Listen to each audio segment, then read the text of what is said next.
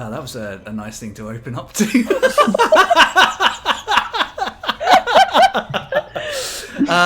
The joys of live shows. Hi guys, my name is Chris Mepham. Welcome to my channel and welcome to Some Other Heroes. With me are three wonderful people and we're going to play some D&D for you. If you hear some purring in the background, just think of it as ASMR. Our cat has joined us and he's being very, very loud, bless him. So anyway, hi. How does one host a D&D? Brain just completely thrown. Well done, Hiccup. I introduce myself properly. My name is Chris. I use the pronouns he, him. I am an illustrator, a writer, a D&D nerd, a general tabletop person.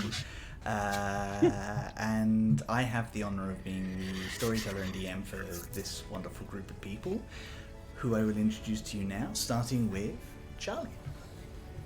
Hi, I'm Charlie. I use she, her.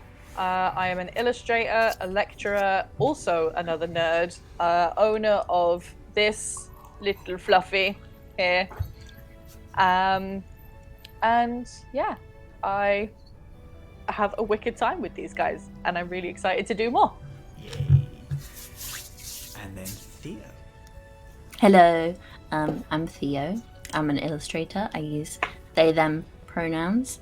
I think we've established that we're all nerds. We're playing D&D. I will be playing Eugene, also awkward nerd. So very easy to get into character. And if this black shape behind me on the chair, if that moves, don't be alarmed. It's just my cat Henry.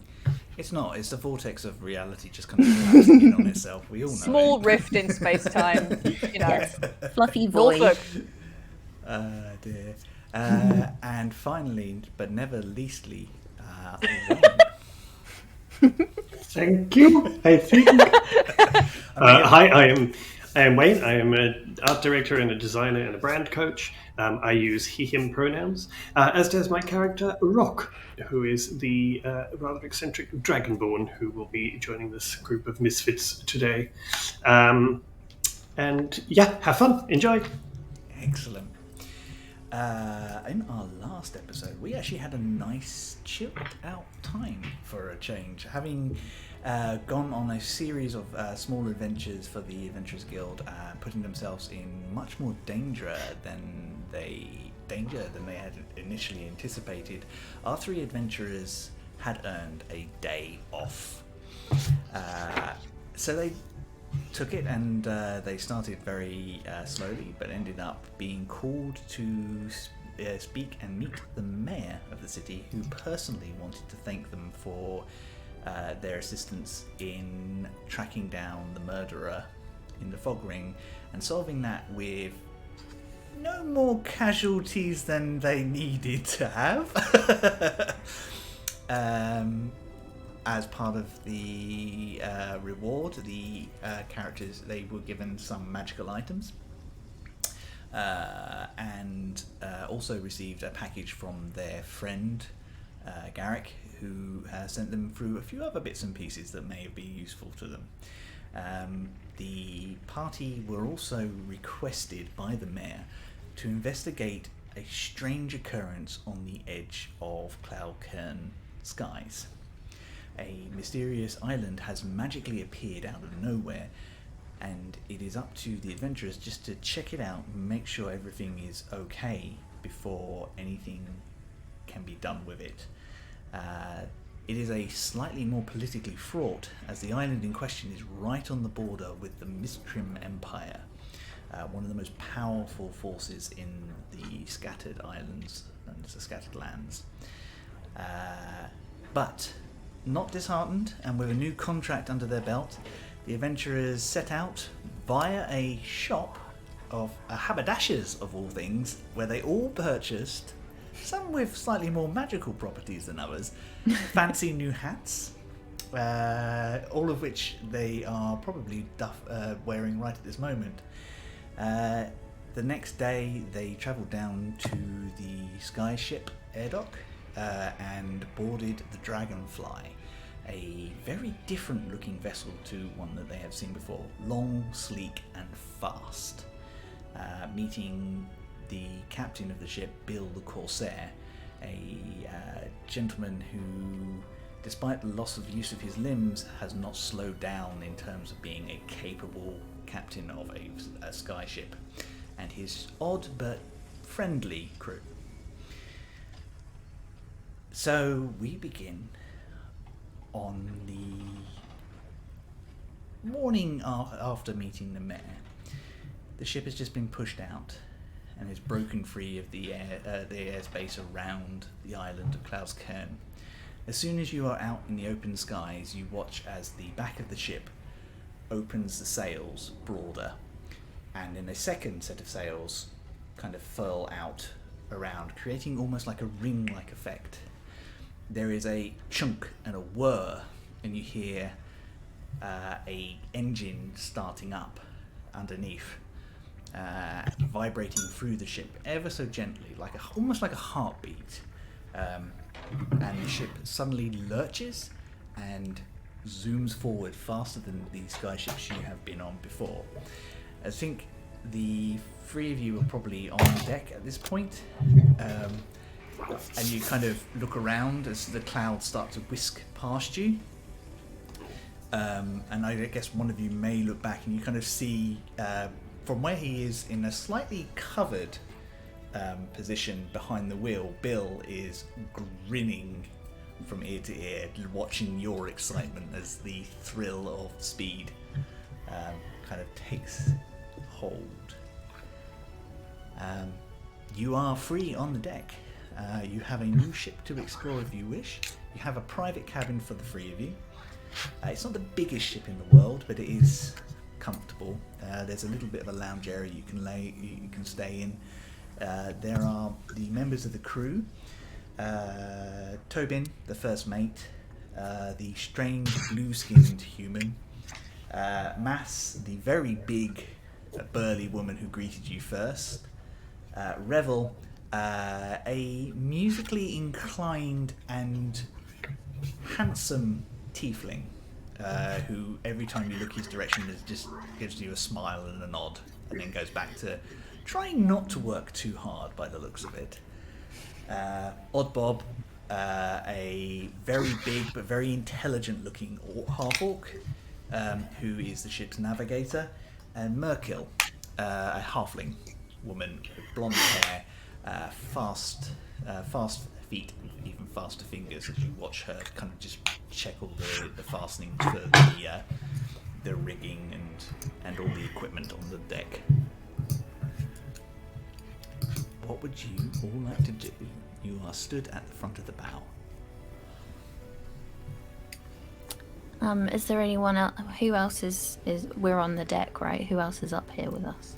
At the moment, Merkil and Tobin are both out on deck, but they are busy working, so they're interruptible, but if you want to have a conversation, they probably won't hear what you're saying. It's quite loud up here too. Louder than the other sky ship you were on before. How, steady is it? Ashling's like this. I'm very aware that I have hooves. I was just going to say, you have hooves. So, like an airplane, once it starts, there's that whole sort of... But once you're kind of moving, it kind of feels like you have a centralized gravity, and most sky ships have an earthstone embedded to try and keep things sort of centralized. Okay. Even the mechanical ones have kind of adopted that arcane aspect. Okay, so I've studied. I feel like when it first took off, I was a bit like, oh, okay, shit.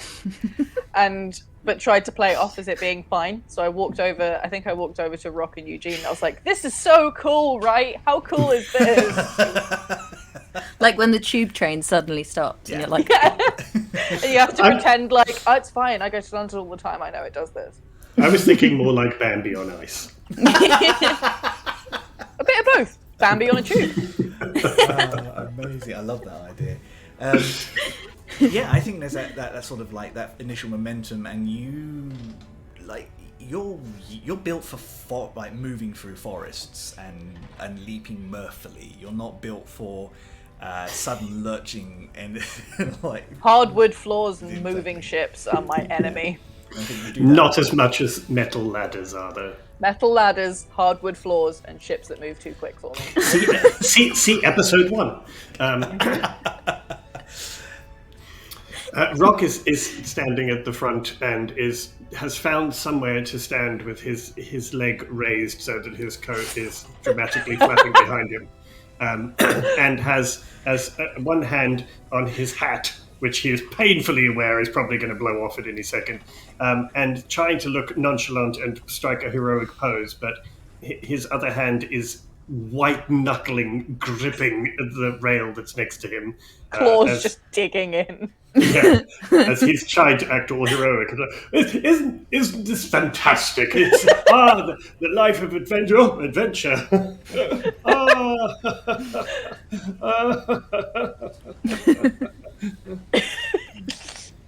I don't even really need an insight from the other two. I think you're used to Rock by this time to know when he's.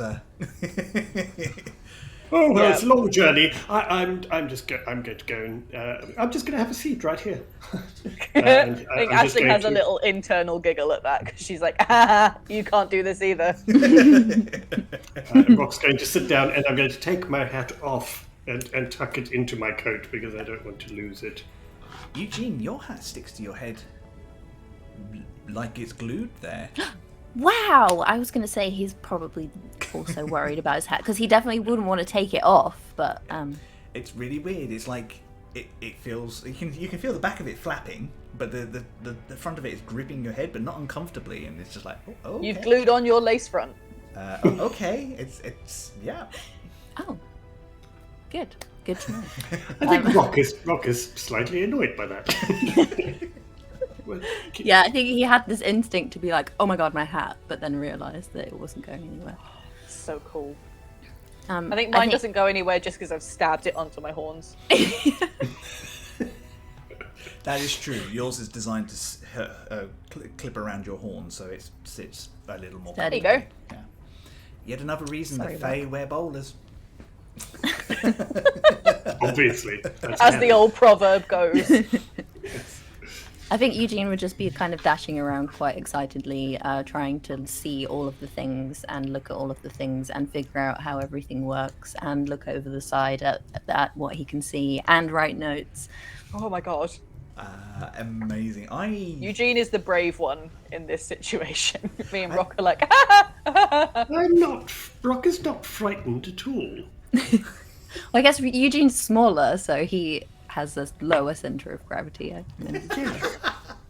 or Less it's just- unwieldy. is doing or that, he's just- that young child thing, which is like you have no idea of how things are supposed to work, so you're not worried about things like gravity and inertia. and G-force. And yeah. So you're running around. I would like you to make a dexterity check for me, though, please. Not the highest DC. Oh dear, it's a 2. It's a 2. It's all Is going. the DC 1? It's all going really well until you kind of Until it isn't. Until it's not. So you round a corner and run straight into old Bob. Literally just bomph and then fall on the floor. And you're kind of trying to straighten your hat up and kind of find your feet, and probably knowing Eugene apologising profusely when just slightly strong hands just kind of almost bodily lift you back onto your feet and dust you down. Careful there, little one. You will fall off if you're not careful. Sorry, I'm overexcited. Rock's just going to yell back. Do be careful, Eugene. I know you're not very experienced with the whole ship thing, but you should be more stable. You should try harder. Shade! I think Bob just gives Rock a sort of a quizzical look and just like, he's not your dad, is he? No. I wouldn't let him talk to you like that then. And just it's probably a good idea if you three of you find your way to your cabin or to a lounge or somewhere like that. We're going to go higher, assume, and there's less air, which means it gets much more difficult up here if you're not used to it. Don't want you guys passing out and falling over the side. Yeah, definitely don't want that either. So you just kind of, you see him and Mass sort of start preparing parts of the ship. There's a whir, and a part of the canopy comes down over Bill, so he can still see, but he's protected from the elements. And you feel the ship kind of start to descend, and air starts to get a little thin as you start heading down. Kind of like I guess anyone who's been very high up is like that whole sort of, okay. Because although the islands are floating in the sky, they all have a certain sense of gravity, so they hold air to them in a very different way, because magic. And this is the first time you've been on a ship that is not purely arcane, so it doesn't follow the same rules. Below deck, you have a nice lounge area with either hammocks or a cot, depending on person. Depending on what sort of thing you like. Old-fashioned cot, not a baby's crib. I see your face, Wayne. No, that was the idea that I would try and get in and out of a hammock. Oh my god. So your choice. They're both set up that you can do. There's some light reading. Obviously, they take passengers on a reasonably regular basis. And if you have some nice sort of light wine and water is already laid out for you all enclosed. Dang, Decanters. fancy. Yeah, but this is much more civilized than some of the other ships that I've been on. This looks alright, doesn't it? Eugene's already checking out what books there are. Knew it. Are there any that you haven't read? Maybe. Let me see. I don't really roll for that one. There are... I mean, you've read most local stuff, like local legends and stuff like that. This is there's some stuff about aeronautics. There's a little bit about myths and legends of Cloud's Cairn region. A couple of well-known storybooks, and one that might be smut. Okay, Eugene's gonna go red and put that one away.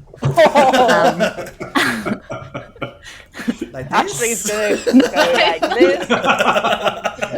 Not away like this. Away Away into like his this. hat? Back. Yeah. When no one's looking. Yeah. I think he'd be most interested in the aeronautics book. At the moment, so he's going to grab that and grab a hammock, I think, and just have a little read. Awesome. How about the other two members of the party? I'm going to take a seat and pour some of the wine, and I'm going to sit somewhere where I can see out any kind of portholes or anything like that, that I can see what's actually happening outside, and I'm just going to sit looking thoughtful and slightly uncomfortable, really. Oh. Every now and then you just hear a "Did you know?" and an aeronautics fact. I feel like after about 10 or 15 minutes, you all feel like you're reading the book with Eugene. That's right. Rock's just going to say, Eugene, that's very clever of you to do that, because we may need to know that kind of information if we're traveling on these vessels. That's Exactly. very sensible. Very sensible. Thank you. Make me an intelligence check, please, Eugene. This is to see if you gather anything that could be used in the future. 15. 15. You get the base layout. I mean, some of this you already know. You get the base layout of how a ship should work. You know that there are 3 types of vessels that are popularly used in generally around the world. Arcane vessels, which you have travelled on, which use magic stones to keep them aloft, defy the general natural law of the world, and basically cheat. There are alchemical vessels which use the natural world, things like ballast and hoist and heat and things to keep them raised. They look more like our dirigibles, and have a tendency to be a lot slower, but they are cheaper to make, and they don't require as many experts to keep them afloat, so they tend to be popular with a lot of people who are moving things around locally and things. And then there is what you are in the moment, which is a artifice based vessel, which uses mostly scientific, like heat and water and mechanics, but also adds a little tiny spice of magic just to make things easier. These ones are mostly built by the dwarves, and you kind of read about their factory methods and things like that. For future reference, in an emergency, you can lend assistance to someone trying to repair an airship. Ooh. You can't do it yourself, but if somebody is trying to do it, you can help, and you kind of pick up enough with the way that Eugene absorbs information. You pick up enough to be able to go. If, say, for example, they were kind of like, I need this wrench, you'd be like, okay, yeah, I've seen that. That's here you go. Yeah. Or I can look at the things, or I can repressurize things whilst you actually do the repairs and stuff. So, cool. There you go. Good to know. Always worth reading a book. Yes. A couple of hours passed, and then there's a knock at your door. Who is answering? I think Eugene is too busy. I might try to, but I made the mistake of getting into a hammock and I can't get out of it. So it might have to be Rock. There's a thud and a smack. I think the two of you look over as Aisling is laying face down on the floor. Aisling, are you all right there? Yeah, I meant to. You meant of course. to land on the floor. Yeah. It's fine. Come in. Door opens and Merkil pokes her head round the corner. Captain says if you want to go back on deck, we're low enough now that you can walk around a bit, stretch your legs. I know it's not always the most exciting being stuck. We're probably about a good 4 hours away still, but you can move about. It's fine. Come on then, come on you two. Let's get some air and see the sights. Cool, I'm coming. I was just at a really interesting subsection. You Bring can it with you, babe. You can bring your book, Eugene. Awesome. So, for terms of random travel, I would like one of you to roll a dice for me.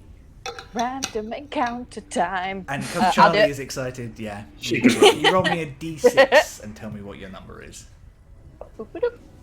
Dos. Dos. Are you sure? So, you all make your way up onto the deck, and it is getting on for probably like mid-morning. Sun is well up. The clouds look really beautiful below you, and every once in a while, beneath the cloud cover, you guys can see the shimmer of the sky shield below, keeping the world below from reaching the floating islands where you live. I want a perception check off of all of you, please.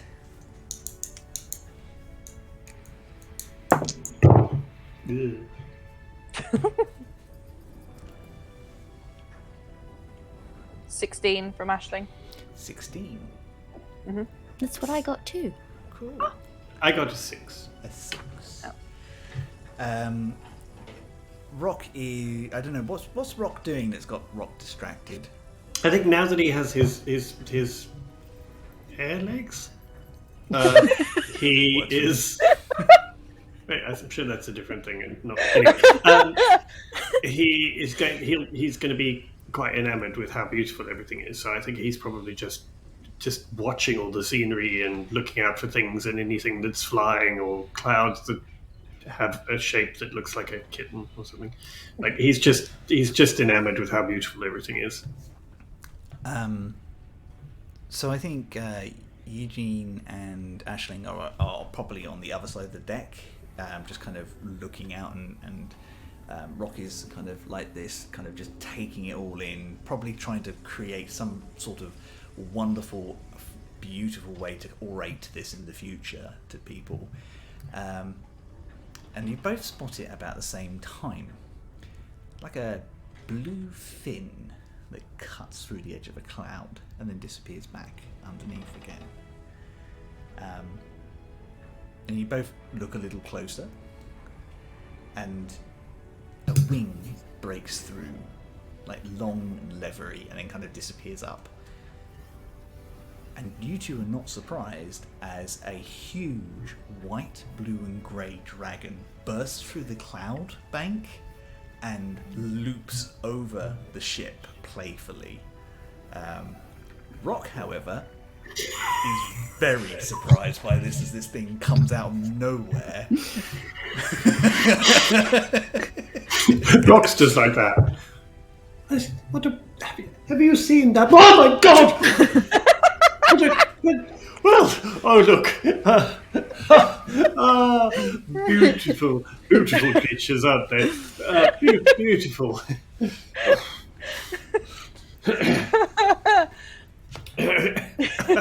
You guys can roll a nature check if you want to figure out what type of dragon this is. Oh yeah, a natural 20. Nice. Oh! 14. 14? 13. 13. Recovering, Rock, you're, in fact, almost instinctually, you're just like, oh god, where did that sky drake come from? A what? A sky drake. It's a sky drake, of course. Very intelligent dragons. Generally friendly, tend to be a bit shy sometimes, but when they do meet people, they're not aggressive like some of the other dragons out there. Ooh. This one seems to be quite young. And he's darting through the clouds. He's playing with the ship, basically. Aww. Did you know that when they get older, they are known to have what is known as a sky drake dance, where the groups of them dance through the clouds together, purely for fun, you know. There's no purpose. It's just for fun. That's so cool. Do you think that's what he's doing with the ship? Oh, it looks like a very young one. So I would imagine he's simply playing with us. Also, big, I'm. though. Oh. But, well, dragons are, in general, quite large. Bloody hell. I think with your 20 roll, Quite. you will know that he would at least double in size if he lives to be a full adult. And he's probably about half the size of the ship already, so Oof. he is a big boy. As you're kind of talking about this, Rock has kind of turned his back to talk to two of you, and you see this draconic head kind of raise up and kind of behind Rock, and is just watching. And as Rock's describing the dance, there's this big grin that sort of appears.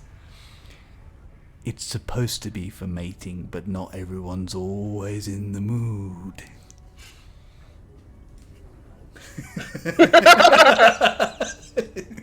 We all hear that. You all hear that, yeah. It's all spoken straight into your minds. I feel like Ashley's just got like a weird grin on, staring at Rock and then the dragon like that. Rock is just going to be dead still for a second and just say, he's right behind me, isn't he? And I'm going to turn to face the Sky Drake, and I am going to very, very sort of respectfully, I'm going to do a very low bow towards the Sky Drake and say, well, thank you for clearing that up for us. He smiles again, and just nods his head. You're very small for one of my kind. What kind of dragon are you? I am a dragon that is no longer connected to our great grandfathers and history, but through stories and legends. Oh, that's sad and beautiful at the same time. I still have some tricks from our heritage up my sleeve. I smell the song on you. You know some of the words, don't you? I do. This is said quite deliberately out loud into everyone's head. You can also see some of the crew are kind of like, one of them's got a hand on the harpoon just in case, but they're trying not to be aggressive, sort of thing. I have learned some of the song, and that is where my gifts come from. It's from my knowledge and acquaintance with the song. This I need to see. And he kind of turns around, and as he does, he shrinks down until he is a small dragon form, like a little tiny drake, and kind of lands on the railing next to you. So he's almost exactly the same shape, but he is much, much smaller. Oh my god, can we keep him? I think you would have to ask him, Eugene. I had a pet human once. It didn't go well. Humans are I don't terribly think I need to unpredictable. know the end of that story. You have to feed them and they don't fly. Both of those things are true. And did you find both of those things out the hard way? Nearly. Okay. I will trade you a word in the song if you tell me a story, little dragon man. That's 100% what we're calling Rock from now on. Little dragon man. Not Little dragon entirely man. sure about that descriptor, but I will simply nod my head and say, I go by the name Rock to my friends. Yes, I like that name. And what could I tell you a story of? What would you like to hear? Tell me how you lost your connection. Why you are not part of the song, but know the song. What happened to the dragon people?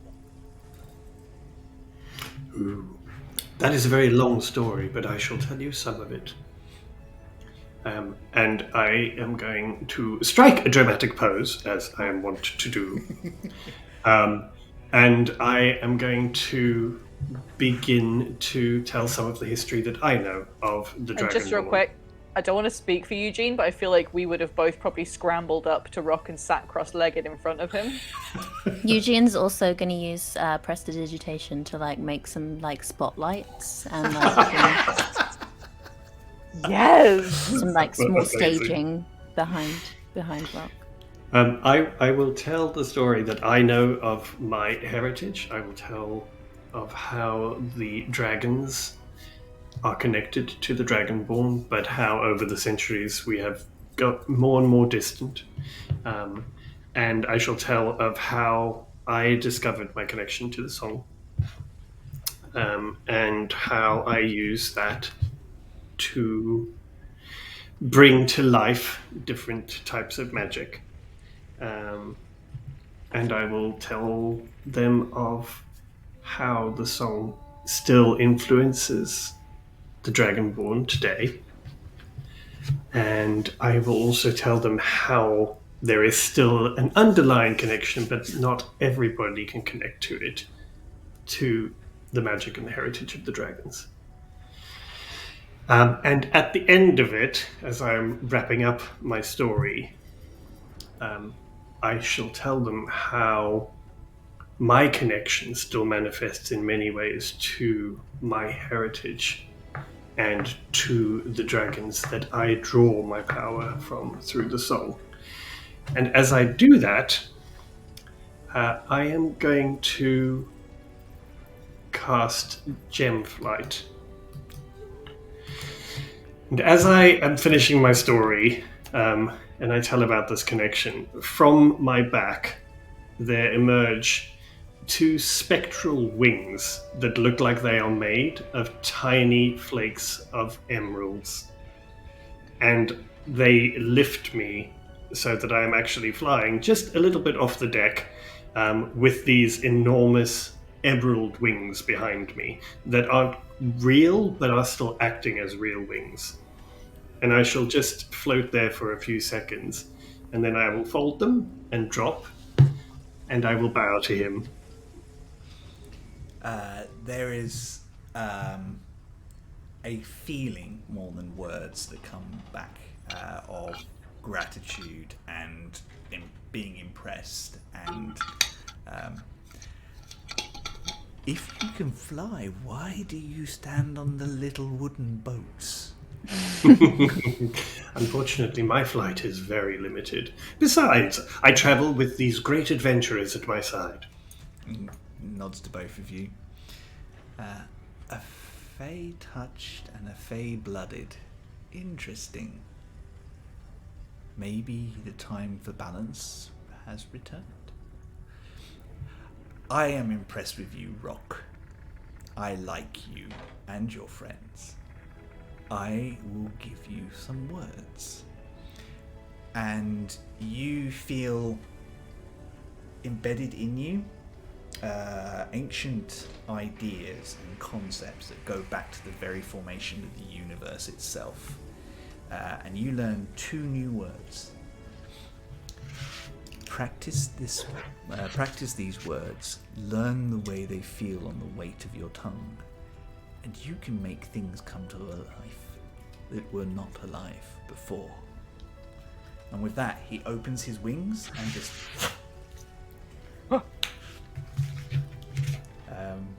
and just kind of disappears, turning back into his normal size and then darting back into the clouds. And with that, vanishes from sight. You. What just What? happened? Yeah, what just happened, Rock?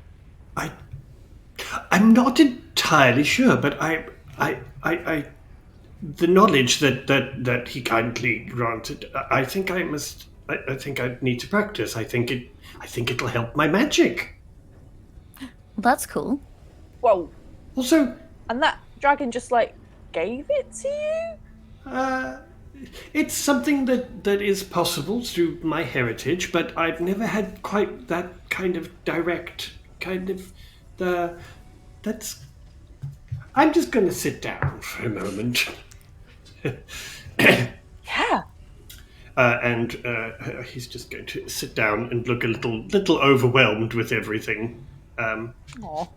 I'm just going to, and then look up at you two and say, well, apparently they liked you two too. Well, I he guess doesn't I like could- us. Right? We're charming. That is a very fair point. You do have your charms, both of you. So That sounded backhanded. See, that's why Rock doesn't give compliments, because when he does, it sounds like they're not anyway. Yeah. there is, I think there's a, and you kind of all look around, and Bill is kind of on deck, it's kind of again with all those muskets pistols and everywhere like that, kind of wheeling his chair up towards you. Rock made friends with a dragon. I saw. Captain? So. Oh, yeah. You seem to be your. I think I understand why the mayor chose you. It's quite I don't. clear the 3 of you Yeah, are why? a bit more than you seem. It's going to be a difficult one. We've just had word from the city watch who have a ship nearby that the Imperials have been seen near. They haven't done anything yet that we know of, but it's only a matter of time. So you're going to need to watch yourselves out there. But I think if you can talk down a dragon, you can handle a few tin heads. Oh, they're basically best mates now. Under his breath, I think just Eugene and Ashley will just hear Rock say, dragons are easy compared to the Empire's people. Are we likely to actually encounter people from the Empire, or is it just sort of in a distance we'll see them, do you think? I can't say for certain. We just know that they've been spotted. Oh, goody. Just Yay. do what you do. You have the right to be there. They do not. All right. And if anything does come out of it, this ship is... Between you and me, this ship has taken down an Imperial vessel or two in its time. Well, that's very Nice. handy to know. Very comforting, I would say. You didn't ever hear that from me. And he Hear, wheels... hear what from you?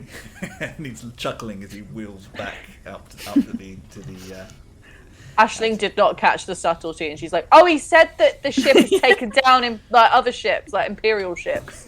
Also, I can't believe Did you not hear it? I can't believe Aisling just described Rock's actions as subtlety. Yeah, that's true. I mean, Well, Rock was in only comparison this to far Aisling. away from going and saying wink, wink. It's all right, Aisling. I understood. It's fine. Okay, cool. I do hope we don't run into any of them. That would just be troublesome. What are they like? I don't know if I've met any. Ugh, they're all stuck up and arrogant. Really? Well, the Empire thinks that they're better than everybody else, and everything is about rules and pomp and ceremony and power. So yeah, I'm not surprised that they're trying to claim the island for themselves, but they are very tedious and stuck in tradition. Are they dangerous? Well, they have an army, Oh, quite a large army, and are very interested in gaining power, even though they're not exactly go out and conquer places kind of people, but they won't hesitate to grab power or land if they can. all right. We best avoid them then. Oh, I should hope so. Does anyone bring any of the wine up? Yeah, I've got a whole bottle. Amazing. I'm going to grab the bottle of wine and just swig out of it. Cool. That's what I've been doing. Oh, good. Oh, Satyr fur. I ain't shaved in a while.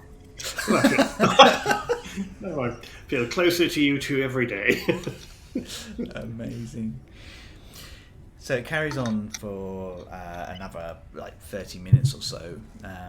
You're meeting with the dragon. Interesting and different. Probably leaving a lot of questions for all of you, being quite an experience. I mean, bearing in mind this is a huge, intelligent reptile that could have eaten any of you with one bite.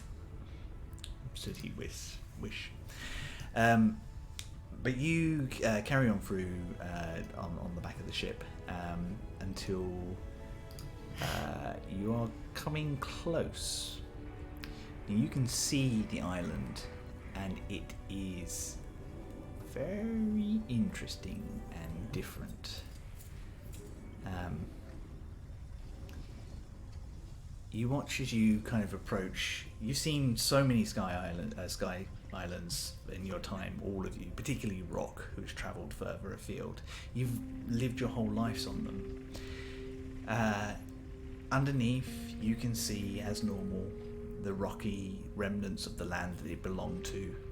You can see mineral deposits below as well. Definitely one of the reasons why Cloudskern needs to recover this. Metal is rare and important. Most ships are built on metal and wood, and they need more for repairs and weaponry. Above, you can just about make the edge of what would have been a coastal area at one point. Drips of sand fall from the side. But above that, you just see cloud. Spinning purple cloud. Holding to the edge of the island. Turning counterclockwise, with green ripples of energy flowing.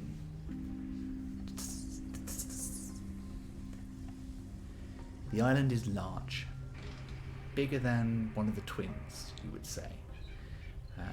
With that mineral deposits and the like, it would be a great place for the city to grab. But you cannot see what lies on it.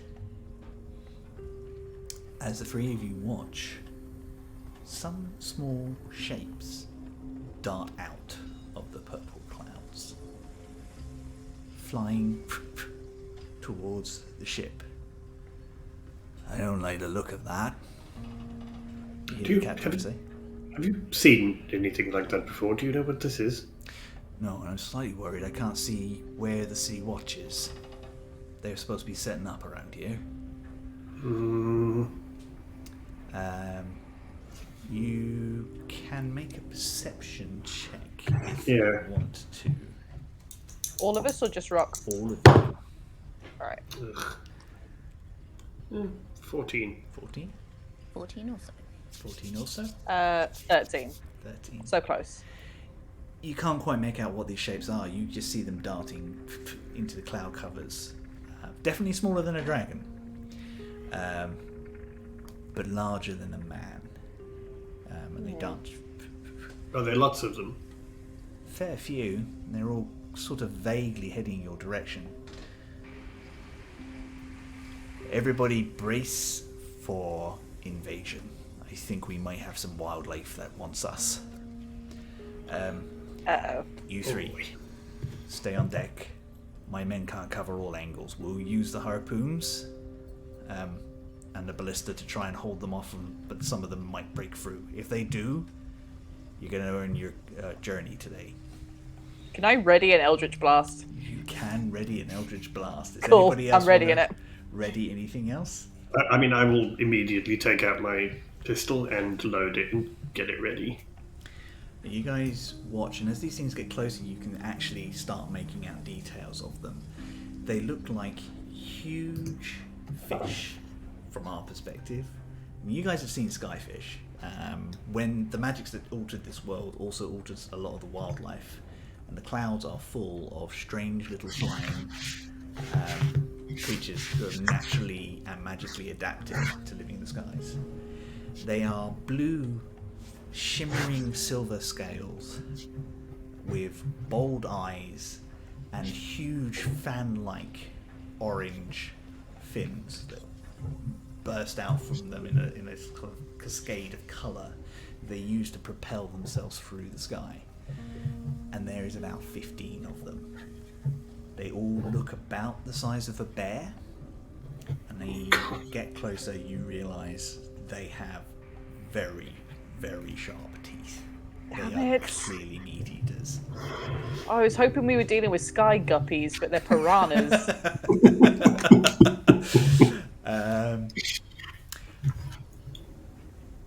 You watch as the crew set up the ballistas and start firing. And several of these fish kind of dart around and they're forced back. They get closer and closer, and as they last hail of harpoons and things like that just takes down more and more, but two of them emphatically just kind of straight through every single bit of attack that the ship can throw them and make straight way to the deck. I would like you all to roll initiative. Okay. Oh boy! It begins.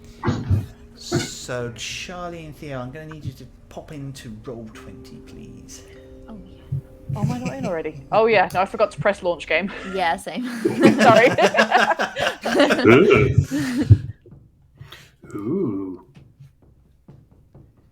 So if you would like to drag yourself onto the main deck, and I'm just change us over so so everyone who's watching us can see what you can see. Did that not update? Oh, hang on. There we go. Come on, Aisling. Let me go. There we go. Cool. So I'm going to move you up because you're on the main deck here. Oh, oops. Okay, thank you. That's all right. So, how we're going to do this is there are 2 of these that have broken through. The crew are mostly trying to keep the rest of them away. These will try and break through to the deck behind you. If they succeed, more of them may show up. If any of the crew are injured, it increases the chance of more of them showing up.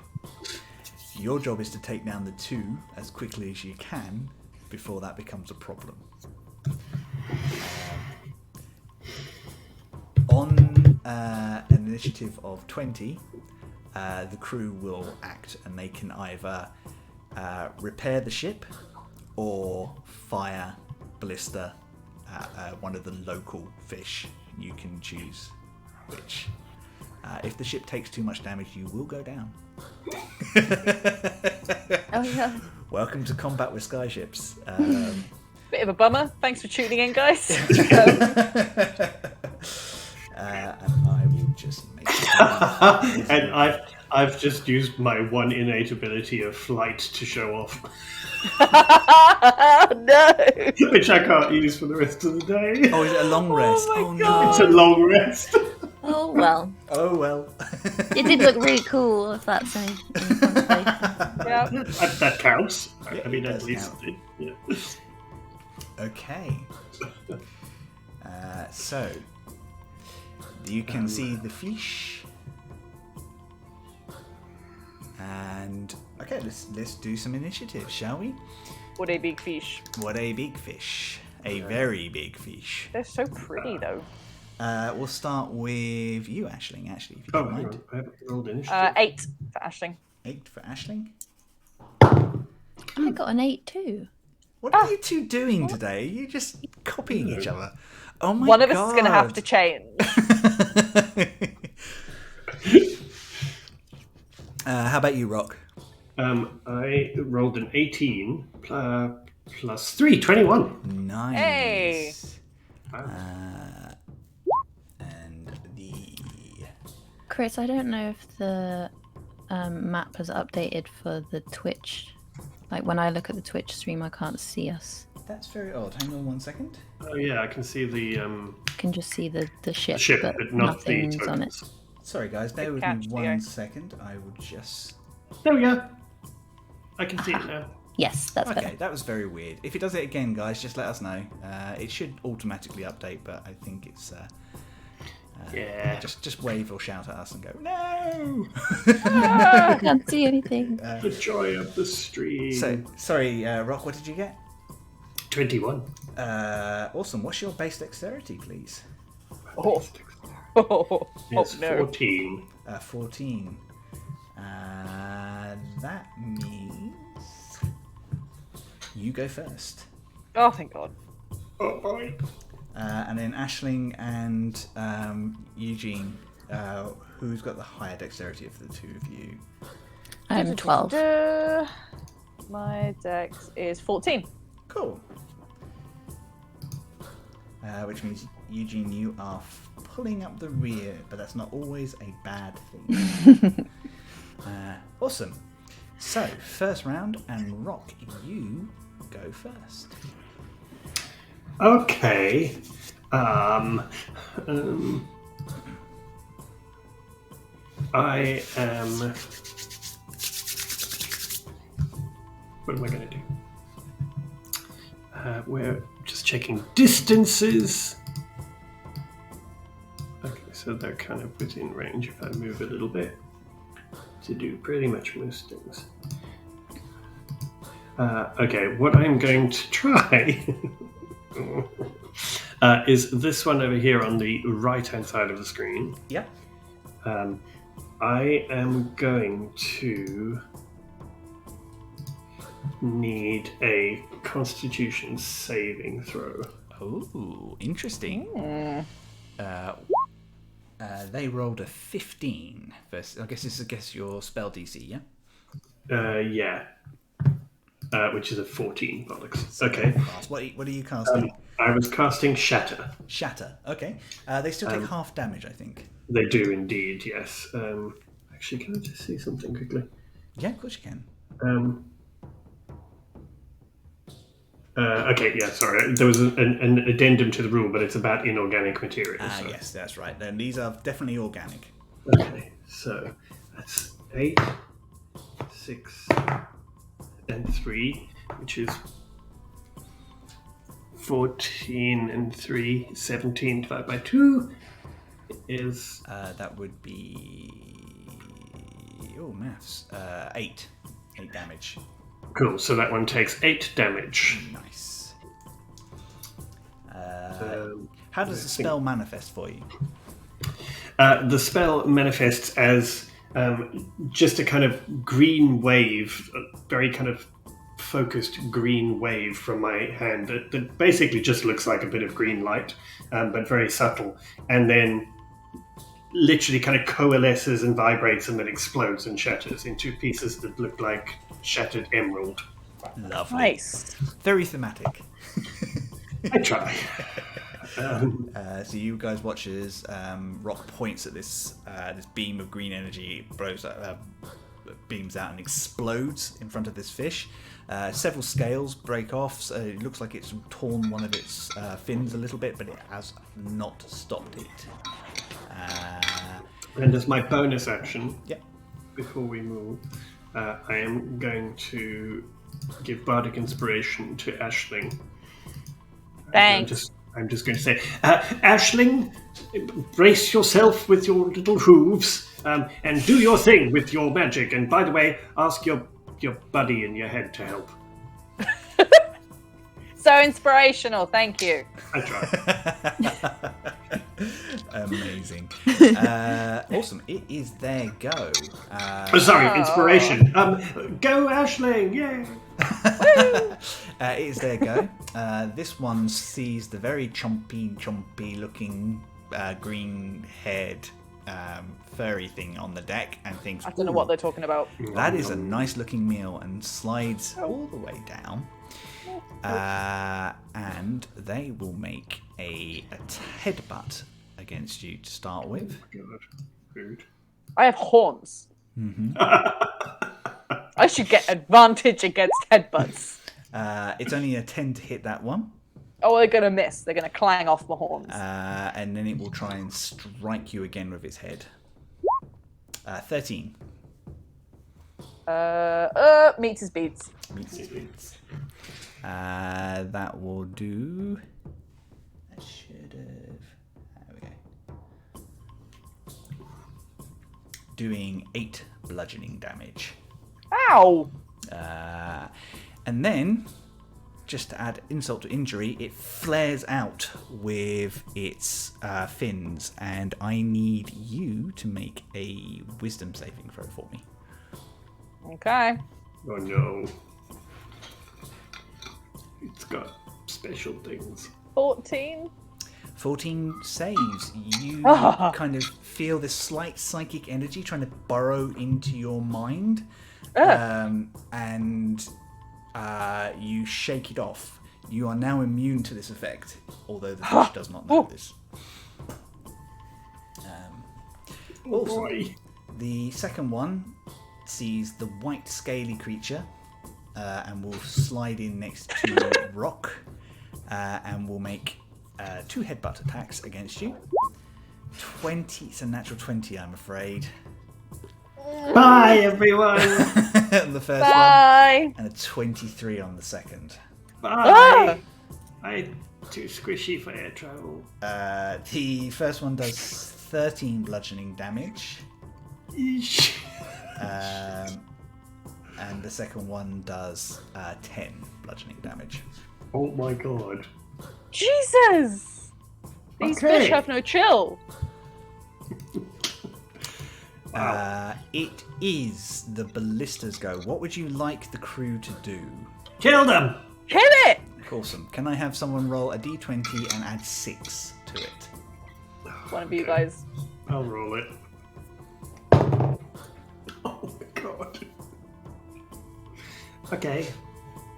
No, no rolling for you anymore. That'd be a natural 1 plus 6. No. So 7. So you see this ballista on the side of the ship turn to try and strike the one next to Rock, but they're obviously trying to be too careful not to hit you, and it just goes a little wide, unfortunately, at this time. I mean, at this point, Rock's just like, hit me! I don't just kill it! That will make it Ashling's go, please. Okay. Sorry. So the one that came from me is the one that you dealt a bit of damage to, Rock. Is that right? Yeah. Okay.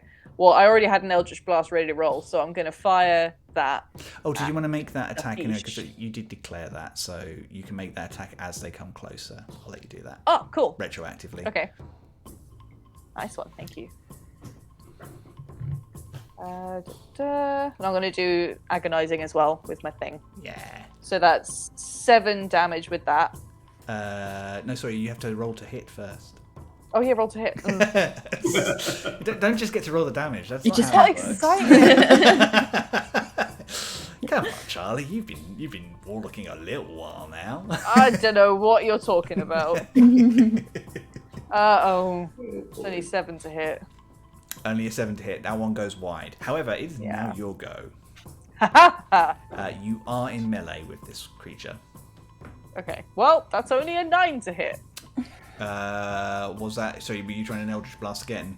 Yeah. Yeah, don't worry about it. Rolling. So yeah, unfortunately that goes wide for you. I'm Can afraid. I still use my bonus action to hex it while I'm there? You can. Yeah, you can cast Hex on. Okay. Does hex have any sort of save to it? Nope. Hexes. Okay, nice one. You just hex them. That's it. Just use that one. Cool. Consider them hexed. They are now hexed. Eugene, it is your go. Okay, here we go. Right, I'm gonna come here and cast Thunderwave. Nice. That's a 15-foot cube, isn't it? From you. Yes. Awesome. Yep, go for it. Okay. So I need a Constitution saving throw. It's 21. God damn it. I am rolling well today. So you still it still happens, but it's just half as much damage. Yeah, and they're not so, knocked back. yeah. Where are you, D8? There you are. So that's 3 damage. 3 damage. Awesome. 3 damage is still 3 damage.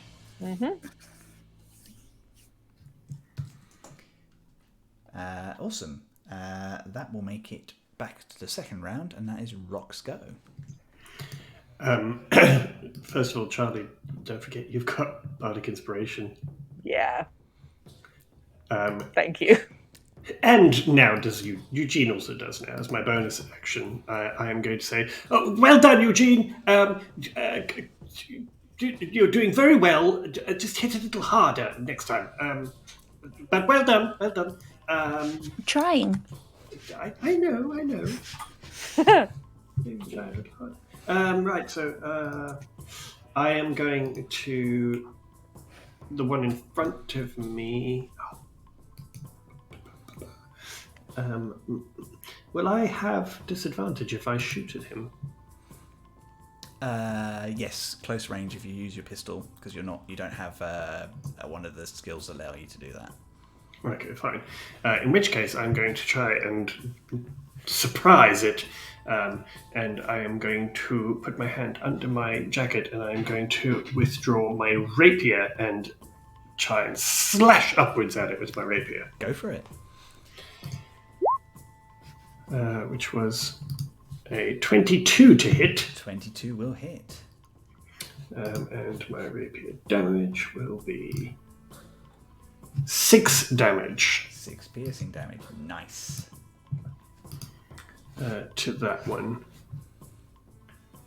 You watch Rock with a flourish reaches under his jacket and slashes out with a practiced expertise, and there's this thin black blood flowing out from under this creature as you kind of do. You slice a number of scales off, which clatter to the deck. DM, can I ask, do I know what these creatures are at all? Would I have seen or encountered them at all? You can make me a quick nature check. Thank you. Oh, natural 20. Oh! Yes, they are alpha fish. They are an aggressive skyfish who are known for attacking anything. These are a little larger than they're supposed to be, and they don't tend to travel in shoals like this. Would I know? Would they just eat anything? Yes. Living, kind of. Yeah. They also one of the reasons they are they tend to travel solo or in small groups is they have a tendency to attack anything they feel is even potentially aggressive. So first. each other, including each other. They basically think about like how aggressive fighting fish can be. Yeah. These are like big sky versions of those, basically. Okay. Dang. Thank you. No worries. Sorry to interrupt. That is fine. It's the end of your go anyway, except for now it's their go. Aisling, this one is going to try and headbutt you twice. Ah! Oh my god, I'm gonna die. 18. Yeah. And 8 does not hit. No. Cool. Doing 8 bludgeoning again. And I would like right. So you don't have to worry. Basically, it flares its fins again, trying to look scary at you. I mean, it's a pretty scary looking thing anyway. But it doesn't have an effect on you. You are resistant. The other one, with this sort of crackling thunder wave kind of hitting it, it kind of snaps across and sees Eugene and will slip down, and it's going to try and attack you. 13? Yes. And an 18. Yes. 9 bludgeoning. And 10 bludgeoning. So 19 bludgeoning in total. Awesome. It is the crew's turn. They will fire a ballista. Does someone want to roll d20 and add 6 for me? I'll do it this time, shall I? Yes, please. No one trusts Wayne's rolls anymore. 16. 16 will hit. Roll me 3d6, please. 14. 14. That is a total of 17 damage. You watch as this harpoon kind of goes, making your hat go with expert aim. It kind of digs into this thing's side. That is doing quite a lot of damage, actually. Good. That one is definitely bloodied now. That will make it Aisling's go. Cool. So, remind me, which one's bloodied? The one between Rock and Eugene, this one here. Okay. Although they both had damage. Yeah, they both have. been damaged, yeah. And I have hex to this one, so I might. Oh, yeah. I might try and blast this one again. Eldritch blast it. You are close range, so you do so at disadvantage, so you know. Oh shit! Yeah. So if you have anything else up your sleeve that you want to use, it's a good opportunity to do so. Yeah, the only other thing that I was going to do is armor myself up. So I might do Armor of Agathis. Yeah, that's a good plan. Yeah. Halve my bludgeoning damage. And if they touch me again, they get all frosty and horrible. That seems smart because they are using their heads. Mm-hmm. And I'm immune to their magical stuff now anyway, so... Yeah. And you're using your head.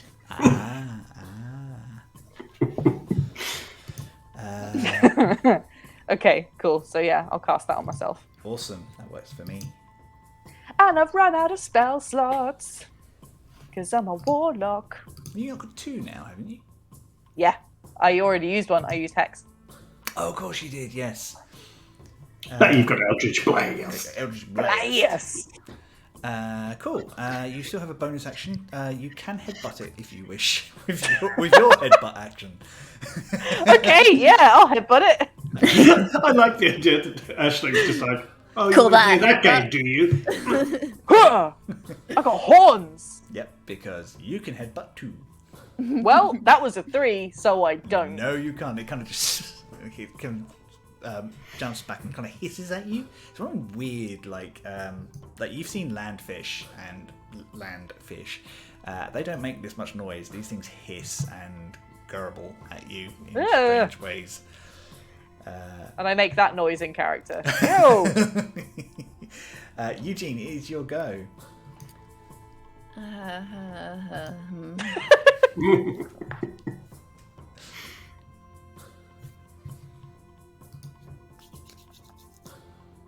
I think we'll just try another thunder wave. Sounds good to me. Constitution saving throw coming Yes, from please. this fish. It is only an 11. I don't Good, think that does not pass. Can you describe your thunder wave for me, please? So Eugene sort of rubs his hands together and gets down on the floor and puts his hands on the floor, and then emanating like from his hands, you see these like big ripples on the floor, like kind of like you can see sound waves, like traveling along the floor. Like that. Yeah. Yes, That was good timing. Perfectly timed. I like that. Yes, so you guys watch as this eldritch waves of sound kind of falls out and explode. It's very loud, particularly for you, Rock, who's standing right next to it when it happens. And they take how much damage? 9. 9 damage. And they're pushed away, aren't And they're they? pushed away 10 feet. From you, 1. Yes. Oops, that's not what I wanted to do. 1, 2. Awesome. So they are back out of range. Are they still in range with me, or do I get an attack of opportunity? You don't, not from magical effects. You don't Okay. get an attack of opportunity. Only if they physically leave your area without disengaging. Okay. So that will, however, make it Rock's go. Okay. I am going to. Oh, actually, they're out. So you can actually use your pistol if you want to now. Yes, but first, for my bonus action, I'm going to take a healing potion. Smart. So I'm going to take that one, which gives me 5 points of healing. Oops. 5 points of healing, and then I am going to use my pistol that's in my one hand, and I am going to shoot directly at this thing in front of the one in front of me. Yeah. Okay. Attack roll, please. So 10 to hit. Between the potion and the pistol, you're kind of and it fires, but it goes a I bit think you'll wide. find I'm perfectly capable of doing that. It was a warning shot. Don't drink and shoot people. It was a warning shot. I was just warning it, but I'm next time. Yeah. Awesome. I am going to make a couple of rolls. I don't like that. Nah, No. don't do that. Okay. That means more is coming. Okay. This one here. Dies. No, he's fine. Damn it. He is definitely annoyed and is not going to run away. He's going to come back at the little one. And try and Oh, and he's going to do this thing where it kind of puts its head between the two of you, goes and tries to hit both of you. rude. Oops. 14 to hit Eugene. Yes, that does hit, but I would like to cast Shield as a reaction, Yeah, absolutely. which gives me +5 to the end. To My your AC. go. Yeah. Mhm. Yep, that's fine. So that resists. I'm assuming that resists that. Yeah. Yeah. Yeah. Just. So as this thing comes in, you kind of meets this mystical energy. There's something you described it before. It looks a little bit like your father's shield, doesn't it? Yeah. Yeah. But glowing and purple. Glowing in purple. 15 to hit rock. Yep. Okay, doing 10 bludgeoning. Oh, Rock! Boy. How you feeling? Oh, I felt better. Shit. This will end their go, which is the crew's turn. They can take a shot at one of the... So if somebody wants to roll a d20, add 6. You can choose which of the targets. The one in front of Rock and Eugene is bloodied. The other one is just I'm thinking that one. What do you guys think? Yeah. Yeah. Might be Okay. the easiest to get rid of. Nat 20! Yeah. Nice! Okay, so Yeah. 18, and then I want you to roll 3d6 and tell me what you get. Okay. 3, 4, and a 6! So 7 and 6, 13. Yeah. 13 plus 18 is 31 damage. Yes! Describe how this ballista kills this fish. Turns into tuna. Goes everywhere. It just covers Rock and Eugene. Just everywhere. Turns into mush. God. Bosh. Yeah, they explode in meat chunks all over the deck, and what's left of their fins just kind of flapping around for a second before they kind of settle down as this ballista. And from behind you, you hear Merkel go, "Where's our bloody time we hit one of them?" So, And then followed by hearing Rock shout, "Tell me about it!" Oh, Rock. awesome. That will make it Ashling's go. Okay. I am. I think I'm gonna, even though disadvantage, I'm gonna still blast it. Yeah. Don't forget you've got Bardic Inspiration, Yes, exactly. which you can Oh have. yes, I do too. Okay.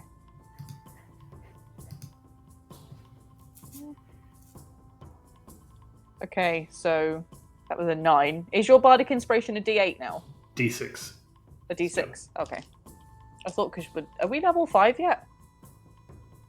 No. No, Never mind. 4. I just got excited. Generally, you don't level up for a shopping episode. It was very intense shopping. Yeah, it was a very successful shopping episode. I feel we hit a milestone, Yeah. surely. Consumerism is XP, right? In the right game, yes. I only got it up to a 12. 12 does not hit, I'm afraid. Sorry about that. Okay, very well, in that close, case- but it's just too in your face, and you're trying to and it's I'm still going to try headbutting it, though. yeah, go for it.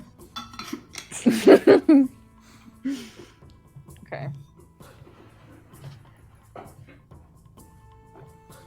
Another 3! Oh my god. You are not a headbutty person, really. What's This is- happening? It's the deck is slippery, that's what it is. Yeah. Eugene, it is your go. Oh, my go. Okay. Eugene will cast. We'll try Ice Knife at 2nd level, please. Nice, yes. It's an attack roll for that, isn't it? Or do they need to dexterity saving throw? It is an attack roll. Attack roll. 19. 19 will definitely hit. Nice. Fuck yeah. And that is 1d10 damage. So that's 8 damage. 8 damage, and then it explodes. And as well. then it explodes. So that's a dex saving throw. A dex saving throw from Against their exploding. Yeah, to dodge the exploding. 16? Oh yeah, just. But they still take half damage, I think. Is it, or is it? No, there's no. Okay, that's fair enough. I mean, ice knife is quite nice as it is. Awesome. How's that fish looking? It's bleeding from a couple of wounds. It's certainly not as messy as the other one. That's now all over me and Yeah, thanks. bits. Well done, Ashling. Awesome. Rock, it is your go. Okay. I am going to. I'm going to move. If I can click on it, I'm going to move down here, so I'm still within range, but a little further away from it. And oh god, which? Okay, you know what I'm going to do? I need to just check a spell quickly, and then.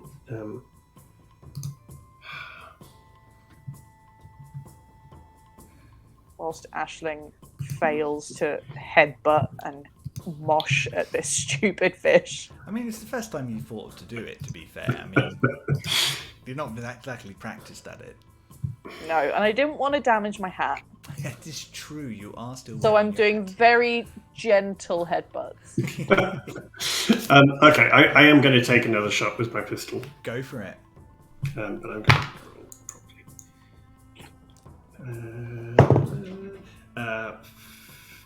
19, 15 plus 4, yeah, That will 19. definitely hit.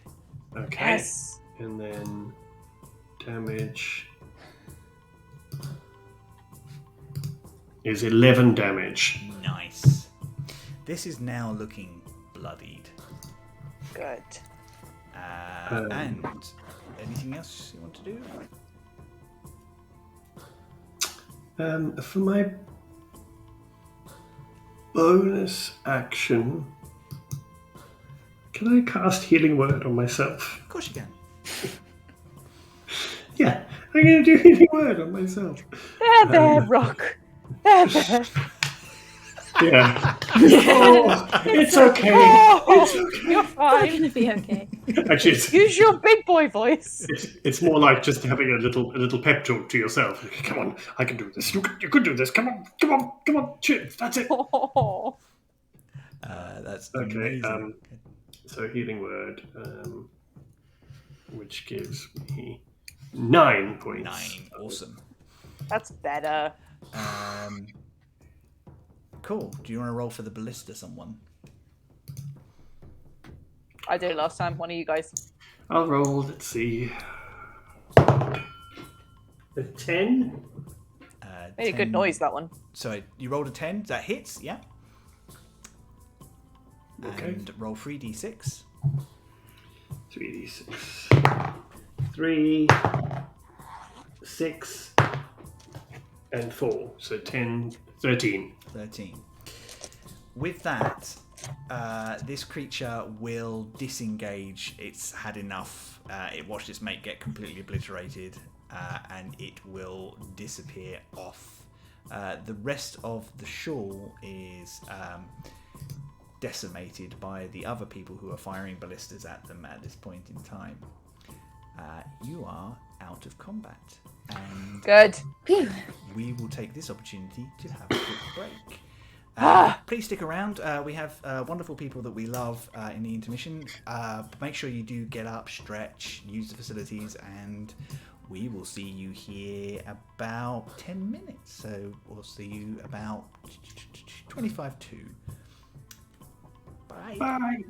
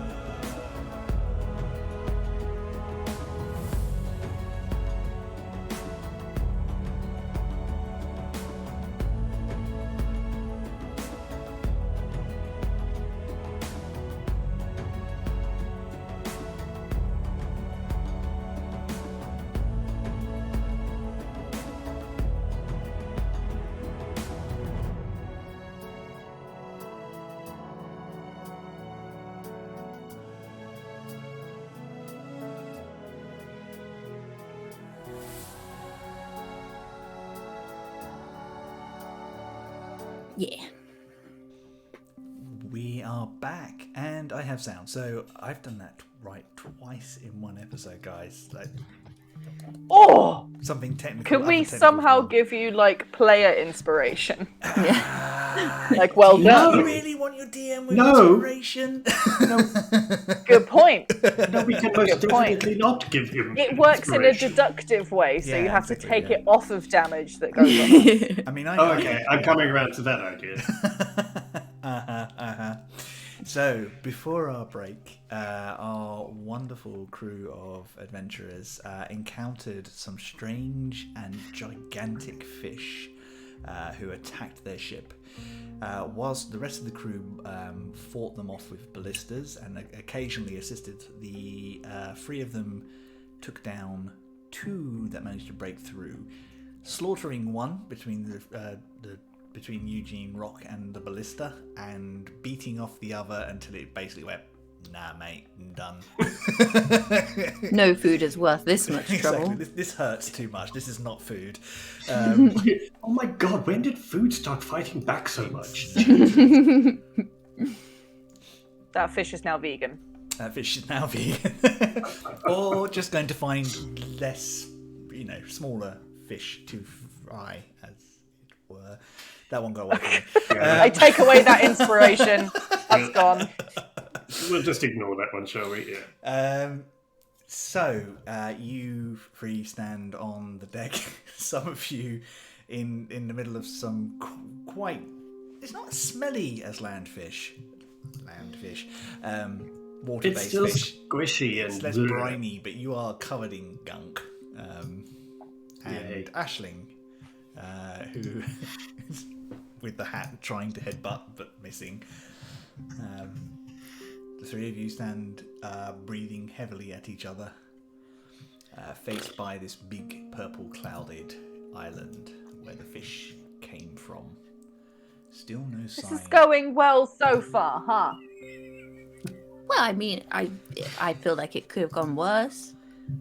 It could certainly have gone worse, but it could have gone better too. I'm just going to have a little sit down here. Eugene will use prestidigitation to Clean clean himself and Rock from the fish guts. Thank you, Eugene. No mage hand necessary this time. Maybe you should do a mage hand for Rock, just for old time's sake. Oh, no, I'm fine. I'm fine. True. Thank you. I'm perfectly fine. Bill shouts from the back. Good work. Good work. Definitely more trouble than we were expecting. I'm going to be honest with you on that one, but... We haven't even got there yet. Yeah, I know. I'm going to bring about, see if we can see what happened to the City Watch's vessel. And he the ship lurches to the side and kind of keeps moving forward. And you do see, as it comes around the edge of the island, you do see not one but two ships. One of which is a dirigible-based skyship made of oak and heavy planks of wood. Little larger than the Dragonfly in terms of its berth. And you can see on it are a number of the tin hats, the City Watch as you know them, some of whom look desperately injured, and they have a large amount of those fish around them. Alive ones? Dead ones. Looks like they had the same battle that you did. Whew. Next to them is a heavy, dark grey metallic vessel, all edges and angles, with the prow figurehead in the shape of an angry green dragon. It's the Fire Nation. With flying from the mast is a deep blue flag with two dragons facing off against each other, with a background of a shield and a sword. This is a Mistrum Empire vessel. Does that look like it's been through the battle too? Does as well, yeah. As the captain, as you pull closer, the captain shouts, "Right, this is going to get complicated. We've got two choices It's been here. so simple up to this point. You've got two choices. I can drop you off here, and you can make your way onto the island and do your mission, or we can dock with them, and we can talk to the City Watch and find out what's going on. It's up to you." My vote is for being dropped off here. But what about the purple smoky stuff? Like, can we just get... Yeah, what if they can give us more information? Yes. I mean, you free tell me what you want to do. If you don't want to get mixed up with the politics of this, I am completely understanding. Oh, ew. Okay, then yeah, leave us on the island. Alternatively, as you quite rightly say, they will give a better lay of the land than I can. Yeah, but would they? They look like they're just going to be arguing. Or less likely. Yeah. I feel like by the time they've finished arguing, we would have a better lay of the land, because we'll be on the land. Right then, I will prepare a dinghy for you. Get ready. And it's going to take us about 10 minutes. But, oh, look, no, one of our rudders was damaged. We can't make it over as quick as we thought we could. Oh, no, terrible situation. And he kind of pulls the ship slower, and you see some of the other crew are out back. And Odd Bob comes round the side and waves to you to come below deck. And he leads you through the ship to an observation deck at the back, which has two small vessels attached to it, which are little more than lifeboats, or for going to shore when a big ship can't land.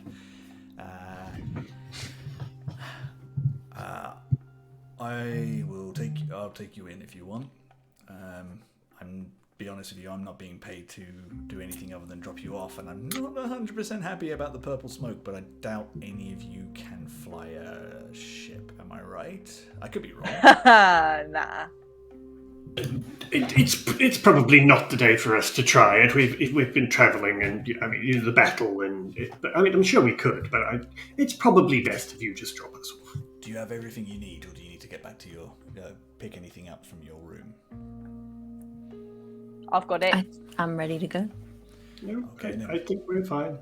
And you see him look over to Mass, the large burly woman. She nods, and the two of them start pushing this small boat out to the edge of the observation deck. One of them hits a lever, and the back of the deck goes down, becoming like a landing area. In you get. And the two of them, you all get in. The two of them push. You feel the wind rushing against you, and they push, and the ship, the small boat, is pushed right out into the sky very quick. And just as at the last minute, Odd Bob throws himself in at the back and takes the rudder. You hear a small click, and as an engine starts off almost automatically as it comes off of its connectors, and it starts puttering down. It's much slower than the ship you're on. It's not designed for long travel, but it is enough to get you through, and it's small enough probably to go without notice. Bob looks nervous. This smoke is like nothing any of you have ever seen. This cloud is weird, and you can see that green eldritch energy bouncing through, still closer. I would like an Arcana check off of all of you, please. Yeah. Sorry, I'm not sure. Sorry, Alexa decided to talk to me. Alexa's doing an Arcana check as well. Not you. Do I get Google to do one? Yeah. Alexa failed her perception check. I got a nat 20 somehow. Oh, cool. Perception, you say? Yes. No, Arcana, please. Arcana, sorry. That was Alexa threw me. 18. 18, good. And our arcane expert? A dirty 20. A dirty 20. Ooh, we did good. Okay, so those of you with... so that pushes Eugene's up to something like 24, 25? And sorry, I'm sorry. brain. So that means with a natural 20, Ashling's is a total of... 20. 20. Okay, so the two of you with 20, says Chris, getting back on track.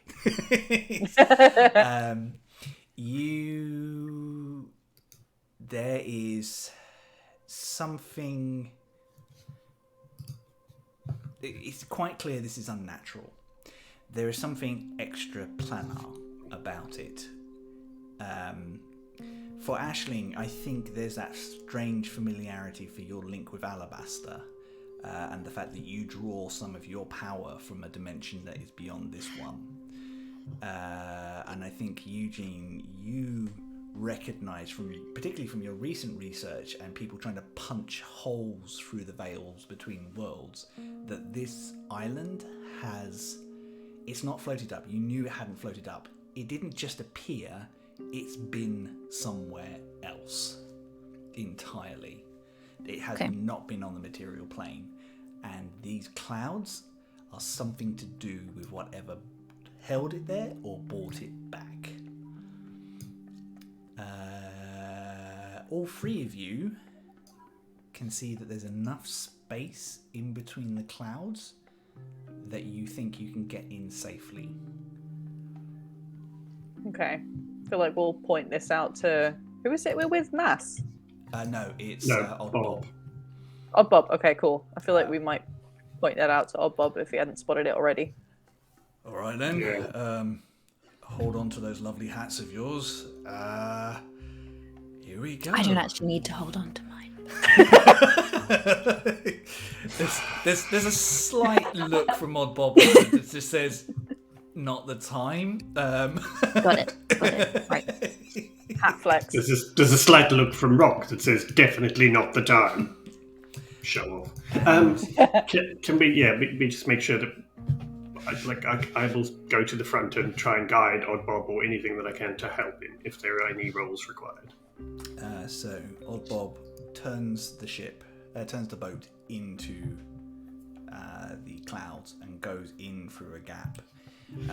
As soon as you get deeper, it kind of seems to, it feels like the cloud is thicker inside, and you can see this tunnel of light, almost like you're being led inside by this. And there is a shift, and something that sounds deep and like a popping sound, but drawn out over think of it like instead of just a popping sound, like massive and drawn out slowly.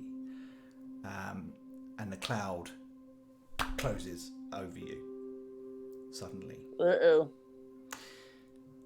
Prior to today's game, I asked you all to think about something related to your character.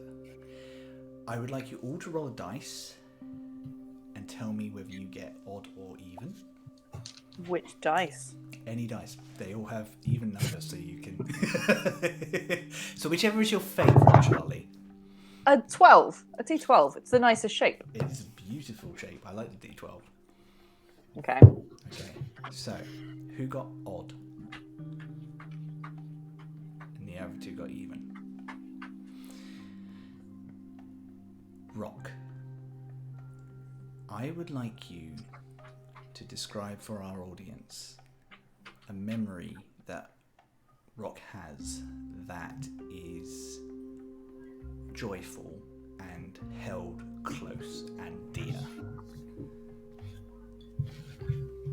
Rock is taken back to being a sort of young dragonborn, and is reminded of the days where he and his sister used to escape from their homes and their duties and what was expected of them, and would basically pretend that they were running away for the day.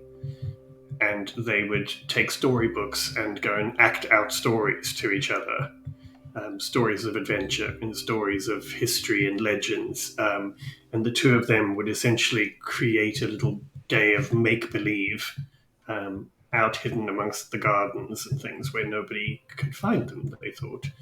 And it would be a day spent away from what the grown-ups wanted and what was expected of them, and a day where they could be themselves, but also where they could pretend to be other people. And that memory is what spurs Rock on to now create his own stories, and what spurred him to seek adventure, to write his own story rather than to just read the stories in books.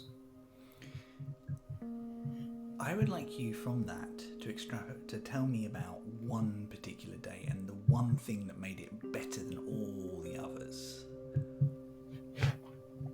The day that was probably the one that sticks in his mind the most was where he and his sister ran out to one of the nearby sort of woodlands.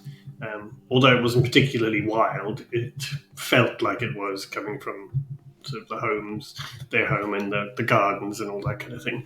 And they found a clearing that almost looked like a mini amphitheater.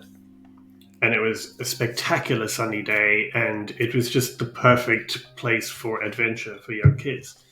And they had this enclosed sort of opening in the woodland, trees all around, and then there was some broken, fallen down logs. And they basically had a stage for themselves where they could create and dance around and make up stories. And they spent the entire day there, laughing and playing and just being outside and away from everything else, everything important and grown up. And that was the day where they created some of the characters that they still reference in their communication to each other. That memory echoes in your mind and holds. And there's a feeling that something else is looking at that memory with you. Something ancient. Something inhuman. I would like you to roll a wisdom saving throw for me, please.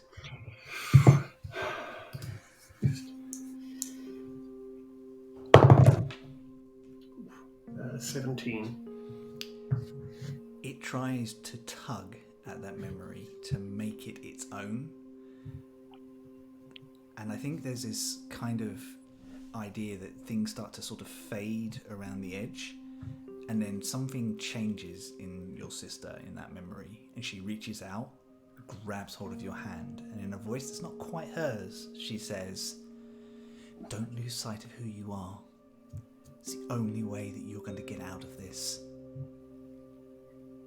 And we'll leave you there. Eugene, I have the same question for you. I asked you to prepare a memory that was important to Eugene, and also like the most important memory, the most joyful to him. Can you tell us what that is? Yes, so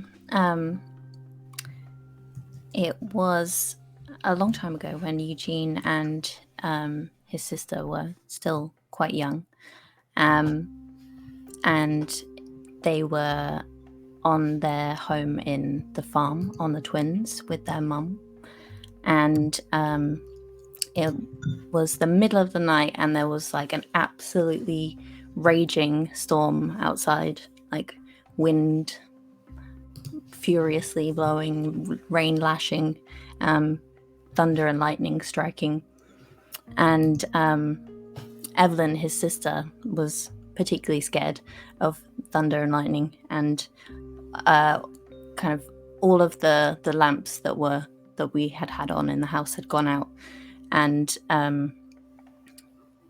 their mum got them into the living room, and but we all built a big like fort out of blankets and pillows, and Eugene's mum cast a spell to create light, and made sort of like a lamp over the top, which cast like these shapes on top, like all over the fabric that was like draped. And we spent hours making shadow puppets and laughing and joking and comforting each other.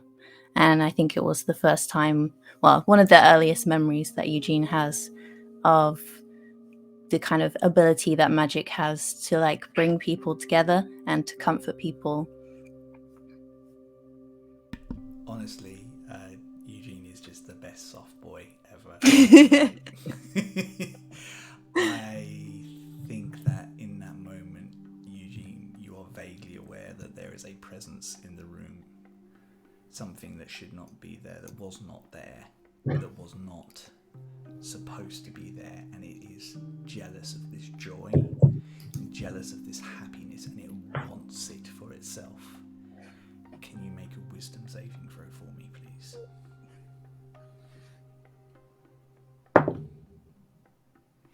Eight.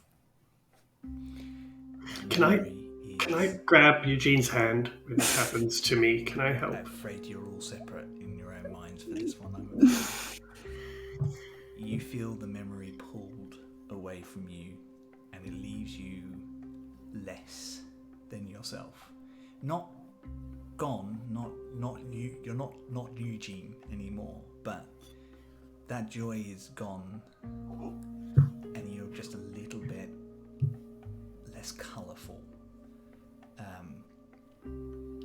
less bright, and you just feel like there's something missing, and you don't know what. Aisling, you rolled odd. There are moments in our life that are truly terrifying, truly rage-inducing, or truly gut-wrenchingly dark. And these moments define us as much as those brilliance, moments of joy and love. I would like you to tell me of a moment like that for Aisling. A moment of darkness, of fear or anger. A moment that made her dislike the world around her.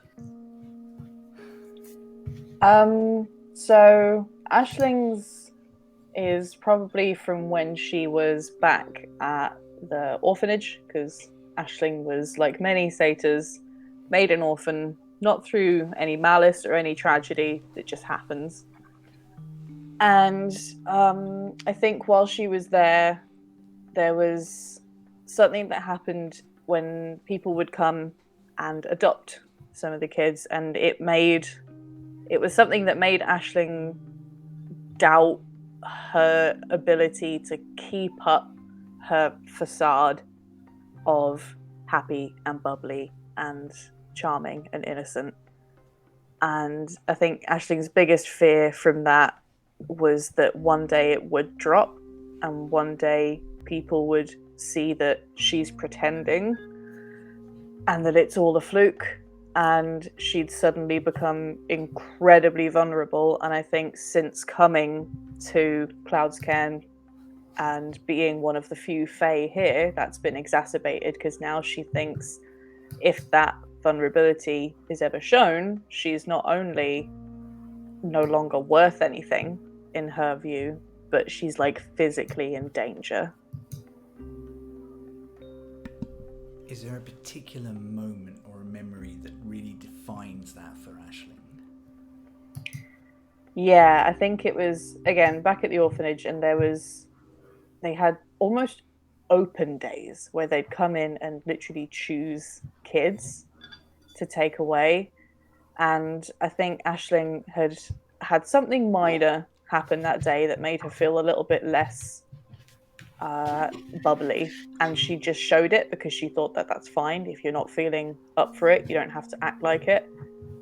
And it was the first day that she got completely overlooked, completely ignored, and actively mocked by the people that were coming there to view the stock, because she wasn't sitting with a big happy smile, fake smile on her face. So that's when she realized, oh, I need to keep this up.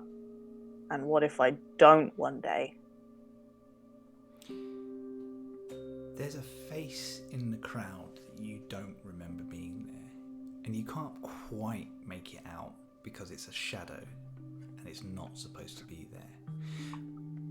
But it, as much as the joy is trying to eat from others, it also likes the fear and rage.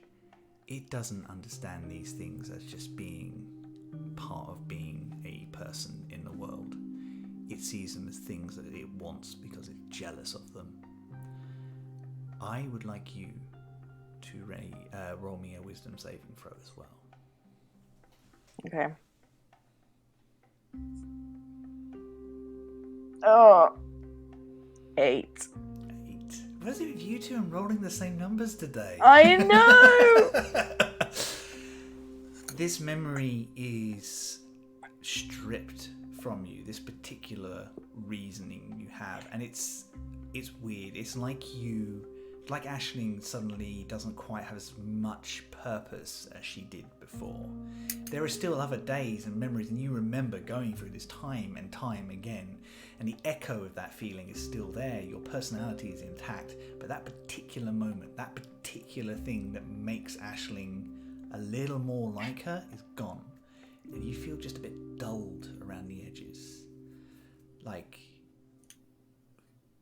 to use a quote from a well-known author, like too much butter spread over to a big slice of bread.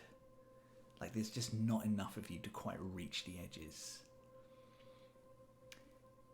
The three of you awake alone in a strange field of very dark blue-green grass with shimmering pink flowers poking through at different places.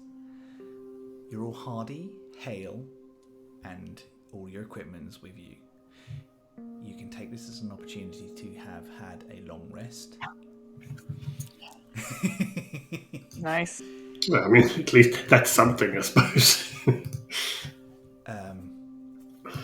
I would like you all to make a quick intelligence check for me.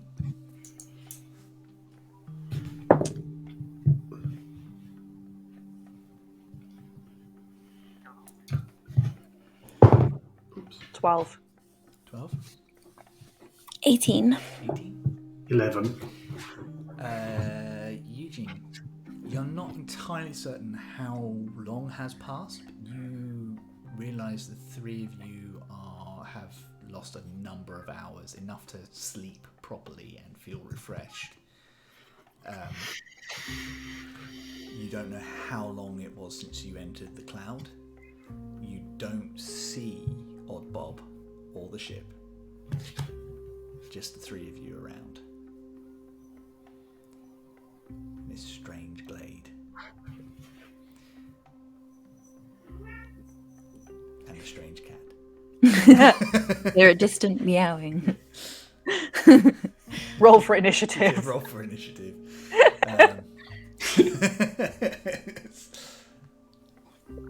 Does anyone know what happened? How did we get here? Nah, but I feel rough. Yeah, I feel like I slept too long. You know, Where? when you mean to have a 30-minute nap and then you wake up like 3 hours later. And everything aches. That's a very good comparison. Where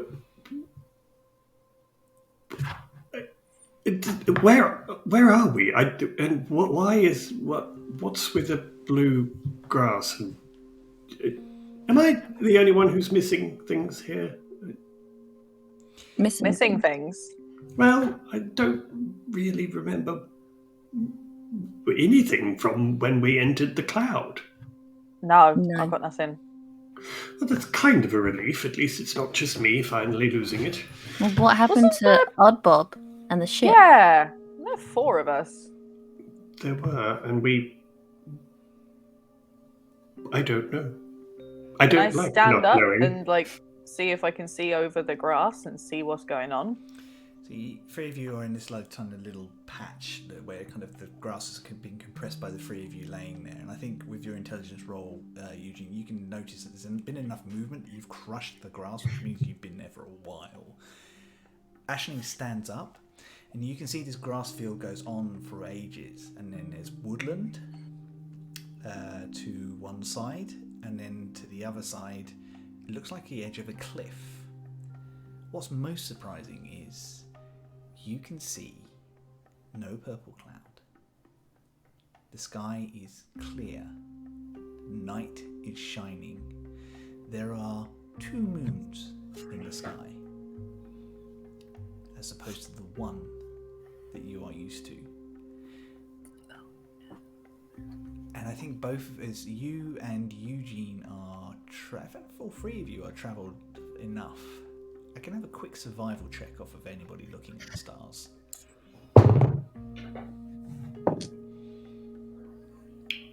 No, they're sparkly. 16. 16? 14. Aisling, these are not your stars. Some of them look... I feel like I've drawn them a few times and I don't recognise these ones. And there's some that are similar, and you can see constellations that almost exactly the same. But there's difference here. I'm going to immediately point that out. I don't want to... Well, I do want to alarm people, but not panic people. Those aren't our stars, right? And that big one is an extra moon, and we shouldn't have that. What are you talking about? Don't be ridiculous. Of course there must be our stars. No, Well, look at there's them. no purple smoke anymore. No purple smoke. Yes, And I no. get out drawings of stars, and I'm like, look, that one's not there, right? And that one is completely different. Where's Yes, this all one right, from? I see the moon thing. Yes, fine. What's But- going on? End of the Why is our space. sky changed? Eugene, is this some kind of illusion? You use your magic things and I don't See. think it's an illusion. I think we went somewhere.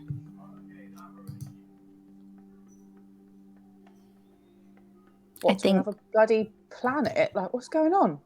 Well, perhaps another plane?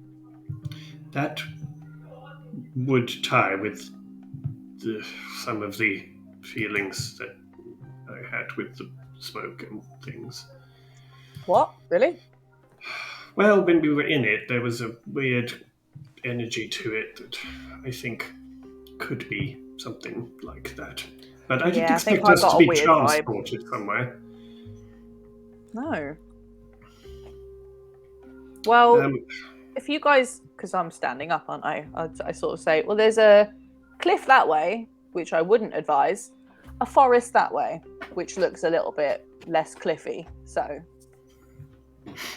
we could head in that direction. a little less end of the worldy. Little less droppy into oblivion-y that way. I think it's this time that you all notice a strange sound that you've never heard before. It's kind of like a slow rushing sound.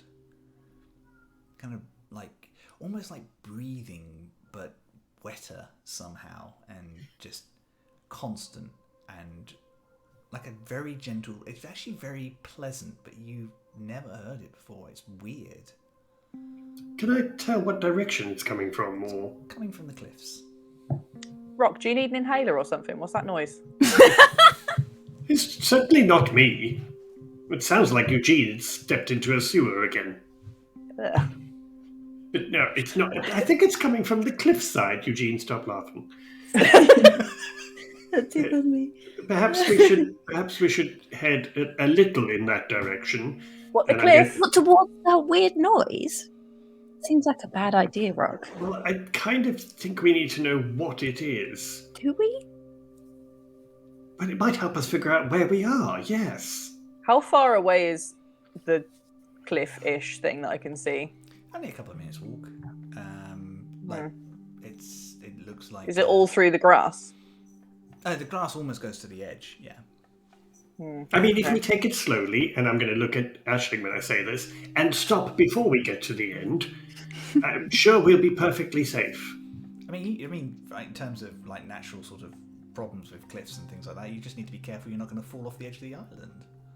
Maybe I'm half mountain goat. I'll be right. Right, I think we should just have a look. Okay. And then we could head.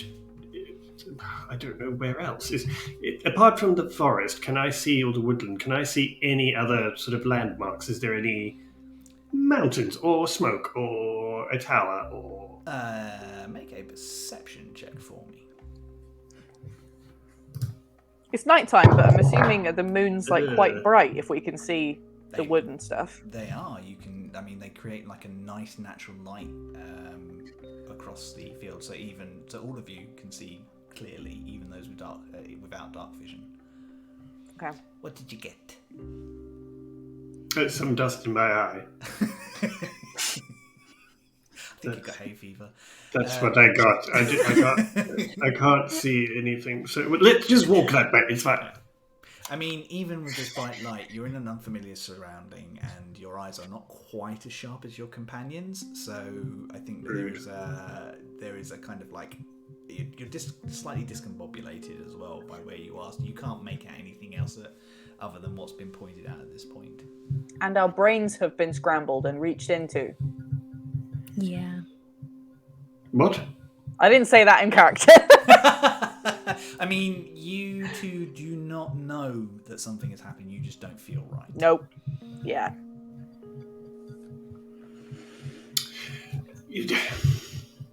Before we go on, I just want to check that I'm not entirely losing my mind. When we were sleeping, which I think we were sleeping, I had a dream about kind of a memory, and it felt like someone was watching me. Just putting it out there to see if this is just me going crazy, or if anyone had weird dreams. Chris question: What sort of? Do we remember anything happening? You two remember absolutely nothing. Both that memory and the feeling around it is gone. The only thing you're left with is this feeling that you're not quite right. Okay. No, like I don't. No, I've got like nothing between the little dinghy and now. I just know I feel a little bit sick, but that's it. Yeah, I feel kind of odd, like I'm forgetting something or... Right, yeah, I've got that. Well, considering that we're in a place that none of us seem to know and we don't know how we got here, I think we're all missing some information we could do with... I checked to see if I've actually got everything, like magic box, all the other crap. That's fine. Oh yeah, is your magic box still with you? As soon as you touch the magic box, by the way, Ashley, you hear, "Oh, good morning, dear. Where are we? This is not right." Right, all right, you two talking to. Okay, just as a disclaimer. Oh, bloody sleeping. Good idea. Ask your friend if they know where we are. They have power and things. No. Yeah. Okay, I'm going to try and do it without doing it out loud like a weirdo for once. So I test. I see if I can like think to Alabaster instead of overtly exclaiming into the real world. Oh, well done. You're getting better at this, aren't you? I know. There's still gesturing, by the way, Rock. Yeah, of course. Grass Also, beats. Just to really fuck with Aisling, despite the fact that I can't hear her conversation at all, I am going to telepathically, in Aisling's head, also ask him if he knows where Bob is. Oh, right. It's very intrusive. One at a time. What? Right, Oh, sorry. Whoever's holding the thinking stick can talk, okay? What? I know what I mean, so stop talking at me. Alabaster, your turn. Right, shit, in my mind. Alabaster, your turn. What do you want to know? Where the fuck are we? A meadow? I don't Great, know. I was can busy tell that elsewhere one. and I woke up and I'm here. What were you doing? Why were you asleep? I'm very busy being very powerful in different places. I can't be here all the time, you know. I'd love to, but I have other concerns I need to take care of. But what I could do with a hand here. We just suddenly we were on a little thingy and went through some purple smoke, and now we're here and we feel weird. Well, I mean, if you inhaled purple smoke, that's probably what did it. Did it do it on purpose? Generally, purple smoke, not good for inhaling. Hey, Great. I helped. Oh. Darling, don't worry. Whatever it is, we'll figure it out. What are we doing here anyway? It's very pretty. Okay, yeah. All right, great. Thanks for the help. I will relay that to my teammates. Hi, guys, back in the real world. Alabaster was bloody useless. Let's walk towards the cliff. I thought he would... He was having a nap because he's tired. So he's not going to be any use right now. Let's go to the weird squelchy cliff, shall we? Fine. Towards the... Squelchy? Well, it's making that weird wet noise, isn't it? Oh, right, okay. Wet roaring sound. Right. It could be some kind of waterfall. Yeah. Right, come along. Weird. Let's go. Fine. Okay. Shall we, Eugene? So we're really set on going towards.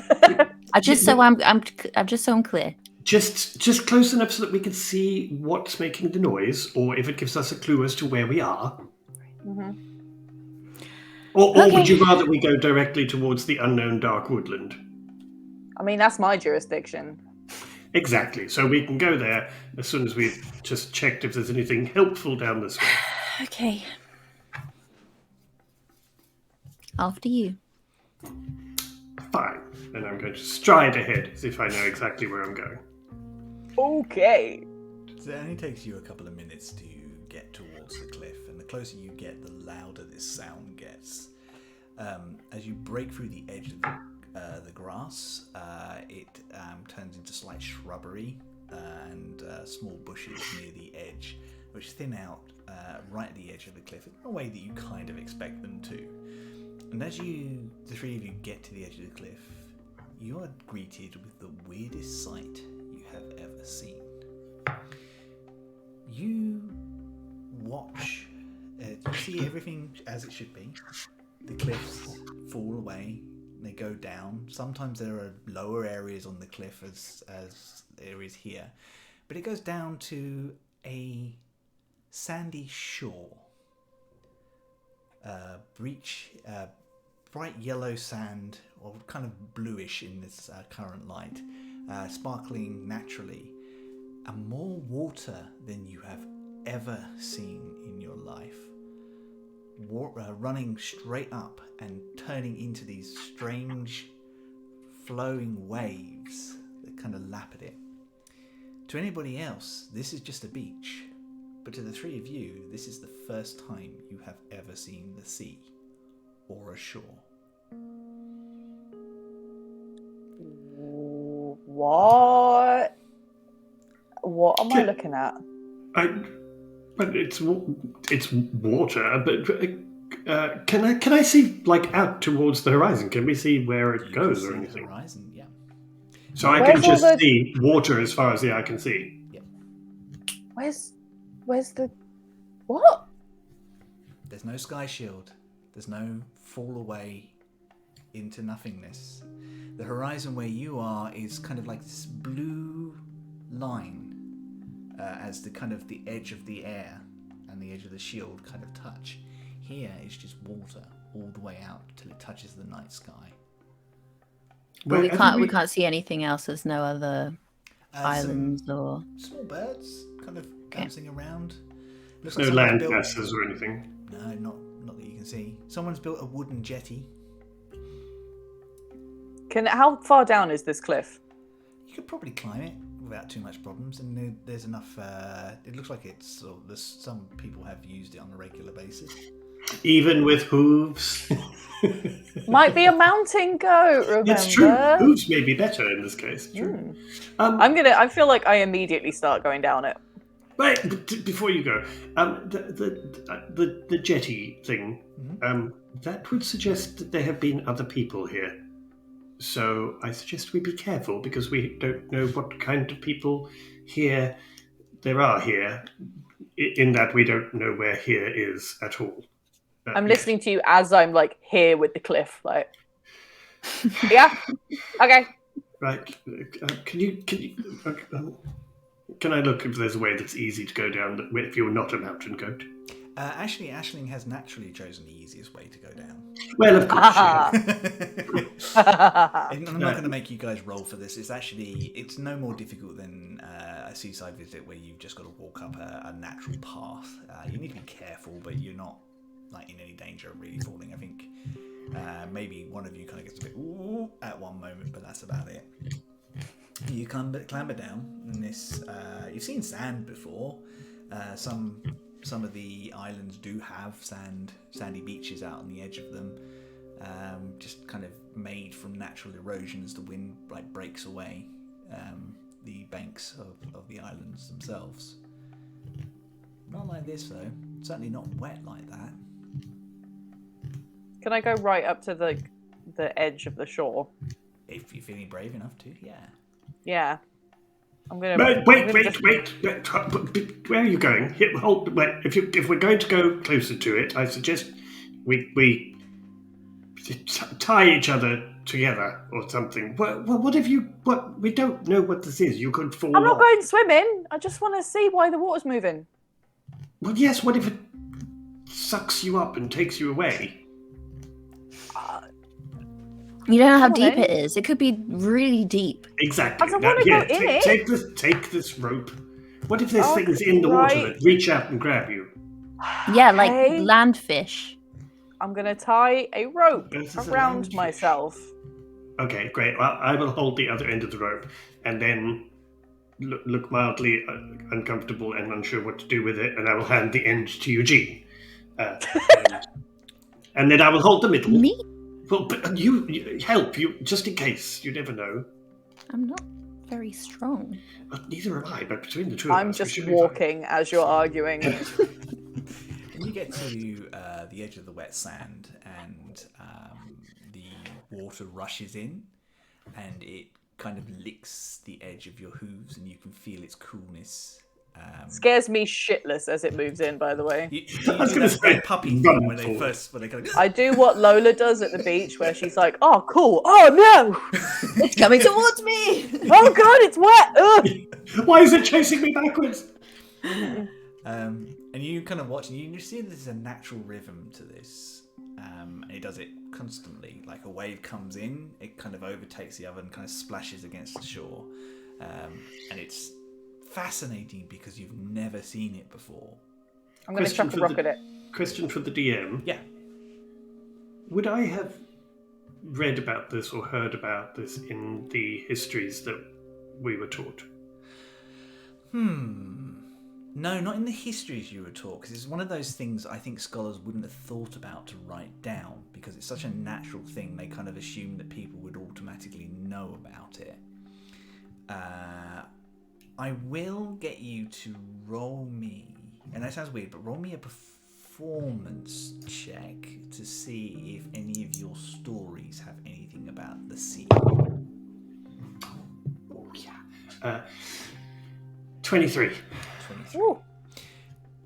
It's a very old story, and it was told to you by quite an old dwarf who used to captain a vessel that used to go on the water rather than through the skies. And you thought he was drunk, and you thought he was making tales because you were 20 and he was in his 500s. And it sounded like the sort of thing that a drunk old dwarf would make up to make himself sound important. But he told you that once upon a time, you sailed on water across the whole world, not through the skies. And there were Ashling's bodies of busy water. lobbing water into the sea. Not water, rocks into the sea. Trying to work out why it's moving Sploosh, whilst you're thinking about this. sploosh. Yep. That's all you can hear. It doesn't seem to be reacting to the rocks. No, see, the first few were to do that, but now it's actually just satisfying. So, Of course, fine. It does have a sort of seems to be a natural rhythm of it in and out. So I don't think it's reacting to anything. I have kind What? of heard. I can't hear you really far away. You tied a rope to me. I'm going to literally pull the rope and pull her towards me. I'm just going to say, I have heard stories about this, about water that has this rolling water, and the story I heard was about it covering the world before we had the Sky Shield, before we had islands. It was a long time ago. So Water. either we've gone back in time, or I don't know, because I thought it was a story. I thought it was a fairy tale. That's mad. Wait, would we use fairy tale as a term? Yeah, was that offensive? As there are fairies, would that actually be offensive? I think people use fairy tales. Fairies are renowned for tall tales. Ah. I think that's a thing. I feel I'll like put it's it. not even offensive. I think fairies are quite proud of it too. Yeah, we call it Sata bullshit. Amazing. Perfect. Right. So, what do we do from here? What was making that noise? Is It's that? It's the water. It's the noise that the water is making, coming this way and going that way, and then coming back and going back again. It's quite relaxing now that I know it's not some kind of horrible monster. It is. Yeah. It's a lot less terrifying than. Come see I it. Come see it. imagined. It's really chill watching it. It like goes whoosh and back in. I don't have to touch it, do I? Nah, it touched my feet, and that was weird and really cold. But just don't let it touch your feet, and it's fine. It's just water, right? Yeah, I think so. I checked my hooves to see they're still there. Yeah. Yeah. Yeah. Got Oh, hi, friend. A bit of a weird, hey. it's like different sort of feel to them than other water, but it's very slight. It's not anything to worry about. You don't think it doesn't feel painful or anything. I'm going to go up, and I'm going to take a while to take to roll my trousers up and make sure that nothing's going to get wet, and then I will edge towards the water as well. Don't care. Do you want me to tie a rope around you? Oh no, I think it's fine. It didn't suck you in, so I think we're okay now. Good. I take it off. I'm going to put it back in my bag because we may need rope. And I'm going to slowly edge towards the water. And I'm going to stand just far enough away that the water doesn't quite reach me for a few minutes, and then I'm just going to move forward a little bit, bravely making my way slowly towards the edge of some completely harmless water. It's so brave. So brave. Yeah, you do. You get to the edge of it. It's cold. It's wet.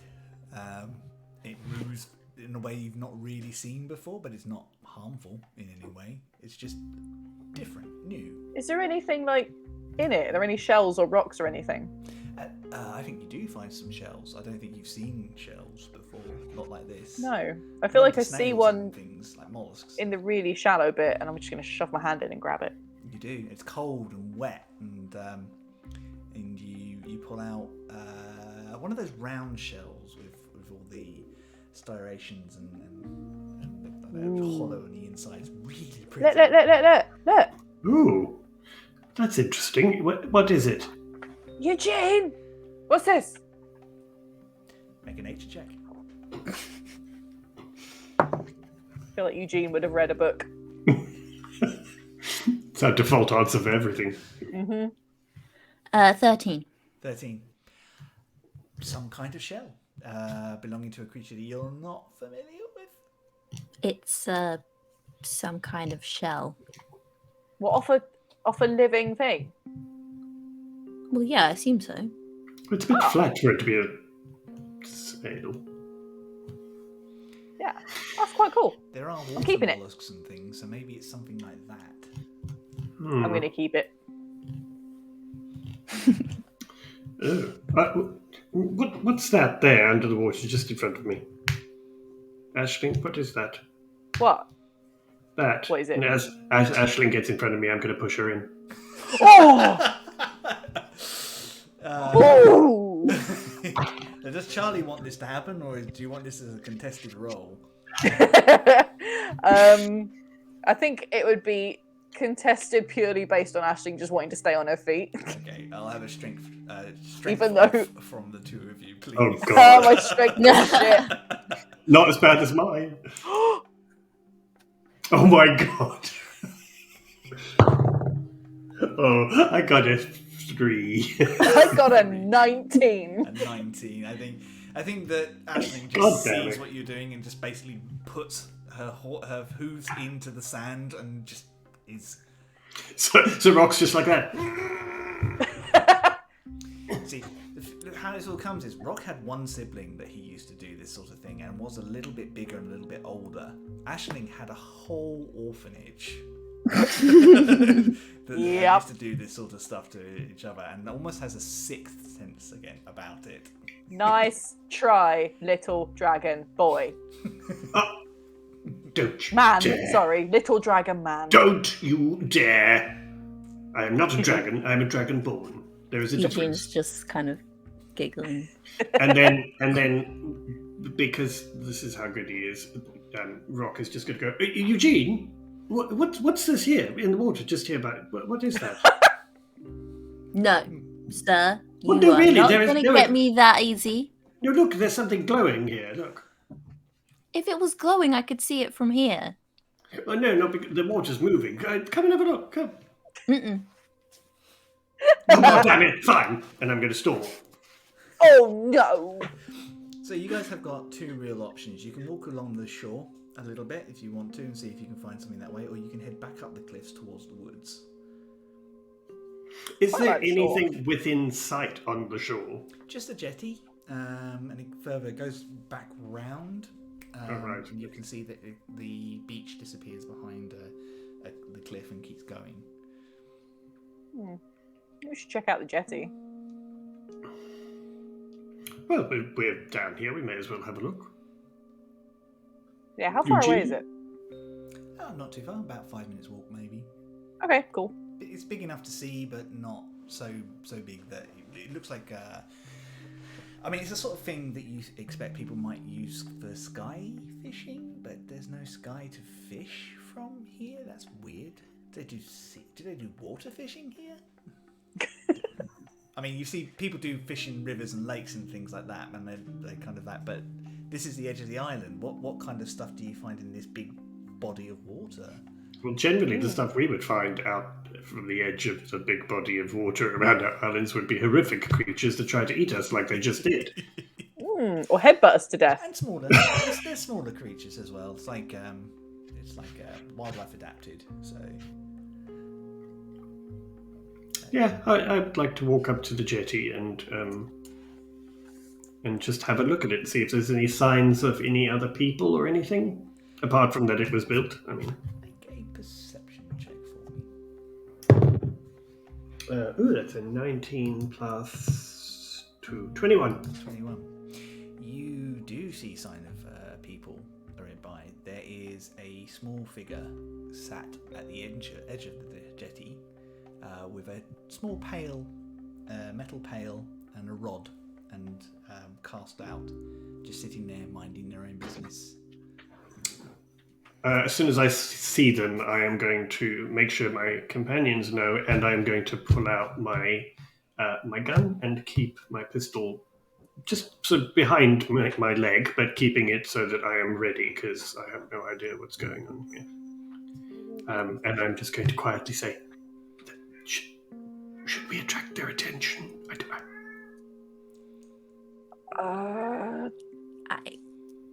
Maybe?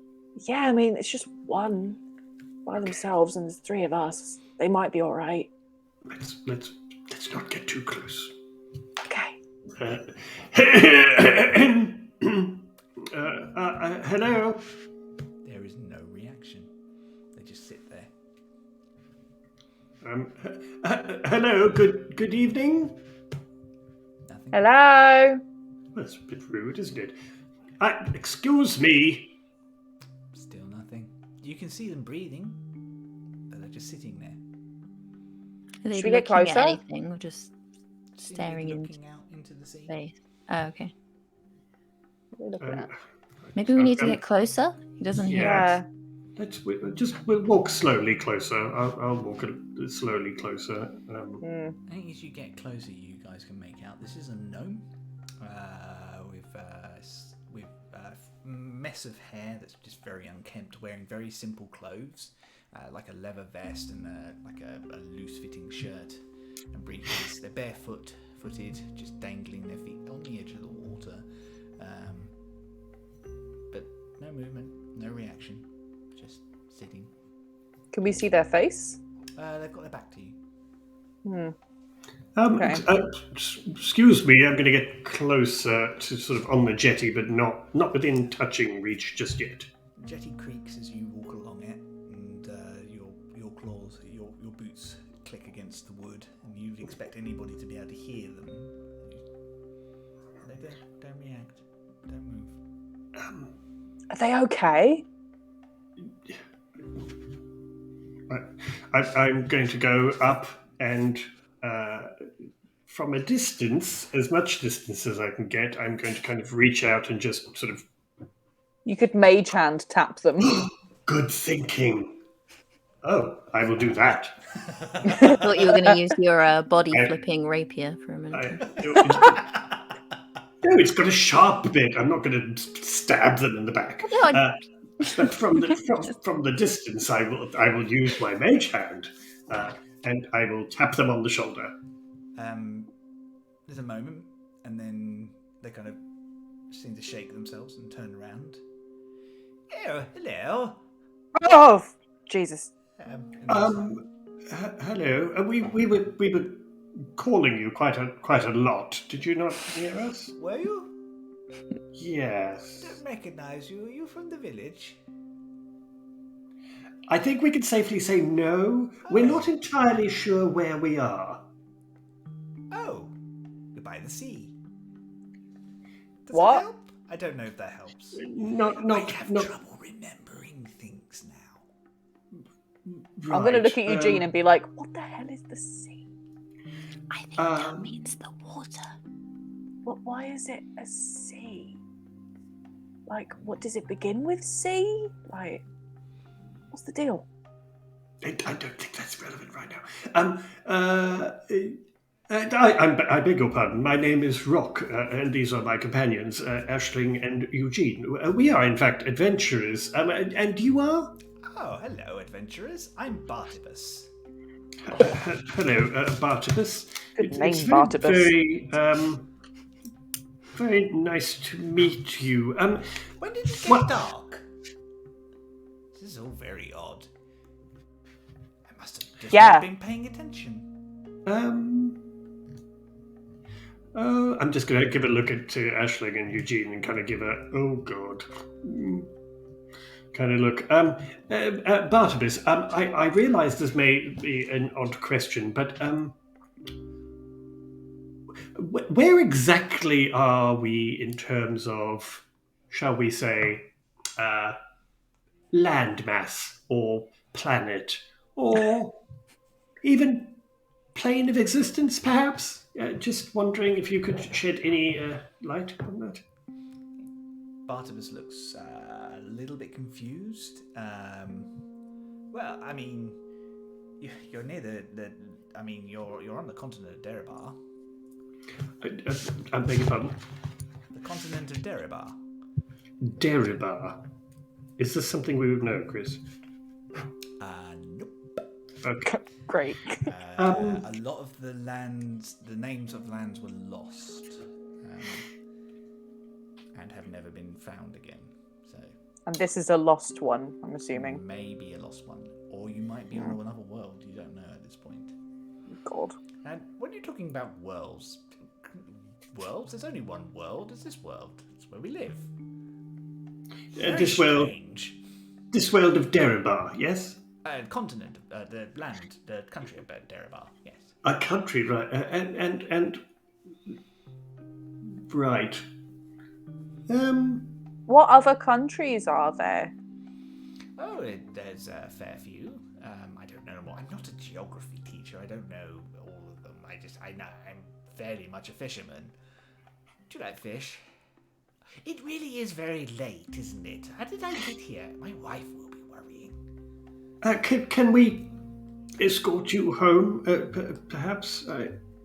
You could, but I'm not entirely certain where home is.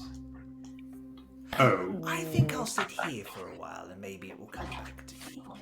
It's nice Have meeting you have you been sitting here for a while? I don't know. Well, I mean, a little while. I mean, it's got dark, hasn't it? I need to think on this one. It's very nice meeting you. I'll see you later. And kind of turns back to the fish. Righto.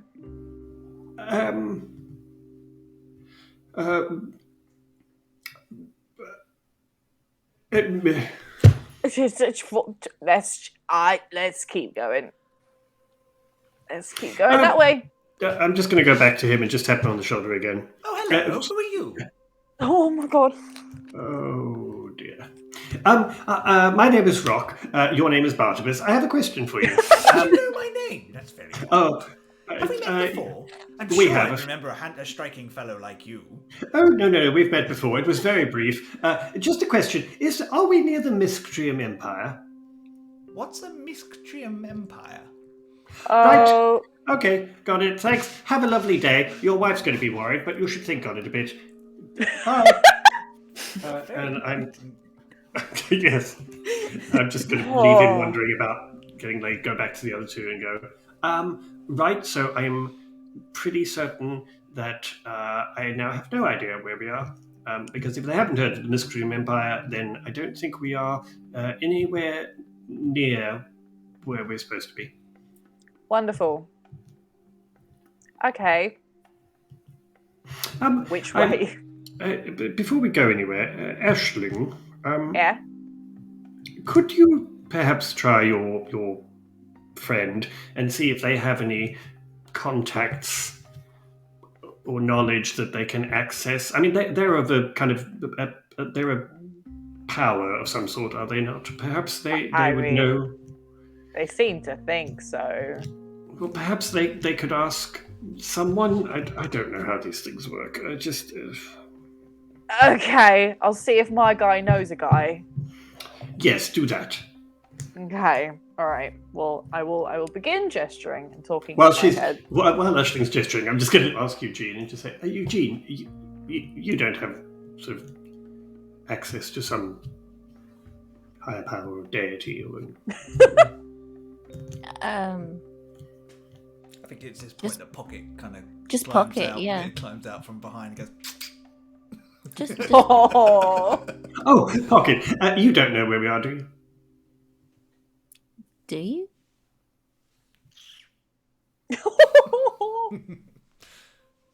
Good. Okay, well, I don't feel so bad that I don't know where we are then. I'm gonna ask Alabaster if he's awake. I'm sorry, the demon you are trying to reach. There's a slight pause. Ashling, is everything all right? Nuh-uh. Not even close. You feel very far away. What? Yeah. I- Almost like someone is trying to break our connection. Oh, don't like that. Don't like the sound of that. Wherever you are, my dear, I can't see you quite clearly, but I can hear you. Be very careful. What? Do you know anything else about where I am? Because we are completely lost. I don't know. I took my eyes off of you for 5 seconds, and you're not where you should be. That's You all should I know. have learned not to do that. Again, not my only concern, my dear. Just my favourite one. Ah. Right, fine. That little bit of flattery, I'll let you get away with that. Okay, and I tune back out, and I'm like, well, Oh, he's and got no watch idea. out for dungeon bees. Ah! Told you! That's what I say when I snap back out of it and I point at Rock. I told you! What did you tell me? Where are we? What did you say? Dungeon bees! Right, okay, no. So, What? Alabaster has no idea, not a sodding clue, but can tell that we're, like, far away. Like, the whole demon signal thing is getting a bit weaker. Right. If there are other people here, there must be someone who knows where we are. We must find them. Okay, which way should we go? Up or across? But why are you both looking at me? Because you're the grown-up. You're the cartographer. Shouldn't you know where we should go? Yes, you're the cartographer. Also, All start right. map things so Here's we know the where we've been. extent of my map. Cliff gone down. Wood somewhere. Cliff gone down, wood somewhere, water lots. I mean, I am slightly beginning to doubt your efficiency as a cartographer, but at least we know where we've been. Well, but you've explored lots of unexplored places, so where do we begin? Can I use any degree of my knowledge to work out what might be a good idea right now? You can have a survival check, and Okay. I think you can add your proficiency to it because you're thinking about where the best places to look to figure out where your landmarks are. I am already proficient in survival. Can I add on top? No, you can't. Damn it! Damn it! Oh, it was a nat 20 anyway, 26. Oh So my you didn't god, even- 26. Nice. Woodlands. The jetty is a good place to start in terms of you now have a positive that you have two choices here. Like, and these are the two choices you're all aware of, and these are the reasons you're aware of it. The woodland will be more difficult to map, but it may have, providing that this gnome is not the only person around, may have more signs of civilization because people are more likely to do things like cut down trees for use and things like that. The shoreline is useful because actually it will allow you to frame out the approximate shape of the landmass that you're on, which gives you an outline that you can work inwards from if you were mapping that were. If you're looking for people, inland is probably better. Okay. All right, I will relay that, and I'm going to say in favor of the woodland. Because more chance of finding where people are, food and shelter. Yeah, I agree. If we carry on along the shore, we could be walking for God knows how long. I mean, we have no idea how big this land mass is, right? Nah. Yes, that's all very good points. Right, then I suppose we should head towards the woodland, which was that way? Yep, I've already mapped it, and I scramble back up the cliff. You do. Good. You guys get back to the top of the cliff and take one last look at this strange, lonely gnome who is just staring out to sea. I put that on the map. Weird. I was just going to say, can you mark the gnome on your map just in case? I mean, Yeah, are we it's okay the- to just leave him? Is he going to be okay there? I think we're going to struggle to do anything other than that. Yeah, I don't think he seems particularly together enough to go with us. And even if he's been there a while, he seems to be healthy, at least physically. So, yeah. I mean, he's got plenty of water. He's not going to dehydrate to death. Because I Also- don't know that that's not drinkable water. Yeah. Very true. I mean, if we find somewhere that someone like his wife, if we find his wife and he's missing, we can always come and get him because Ashling has marked him on her map. Yep. So. Okay. Weird gnome. His name was Bartibus, I think. You Oh, remember. right. Weird gnome Bartabas. Yes, that's better and accurate. Right, to the woodland then? This is your territory, Ashley. Would you like to lead? Yeah. I lead, and then I just assuming everywhere we're going right now, if I'm able, I'm tracking it on a map. Yeah. I mean, there's not a lot of details in the field that you come across, but it takes you probably about half an hour to cross it. And you get to the edge of these woods. I think I'm if I may, I think I'm mapping some of the stars as well, so I can orientate myself. That's a really good idea. Yeah. Before we get into the woodland, can I please try and use my gem flight again? And I'm going to just try and go up so that I can get a bird's eye view and see if there is anything that I can see that would give us a hint of what direction to go in. I'm going to hand you my pen and paper as you go up. And be like, take this!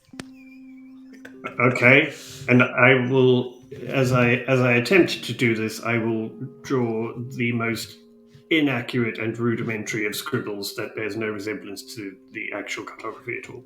Oh, damn. So my duration for that is only for 1 minute. So I will obviously go as high as is feasible, realistically, to see what I can tell and to come back and tell them what I can see.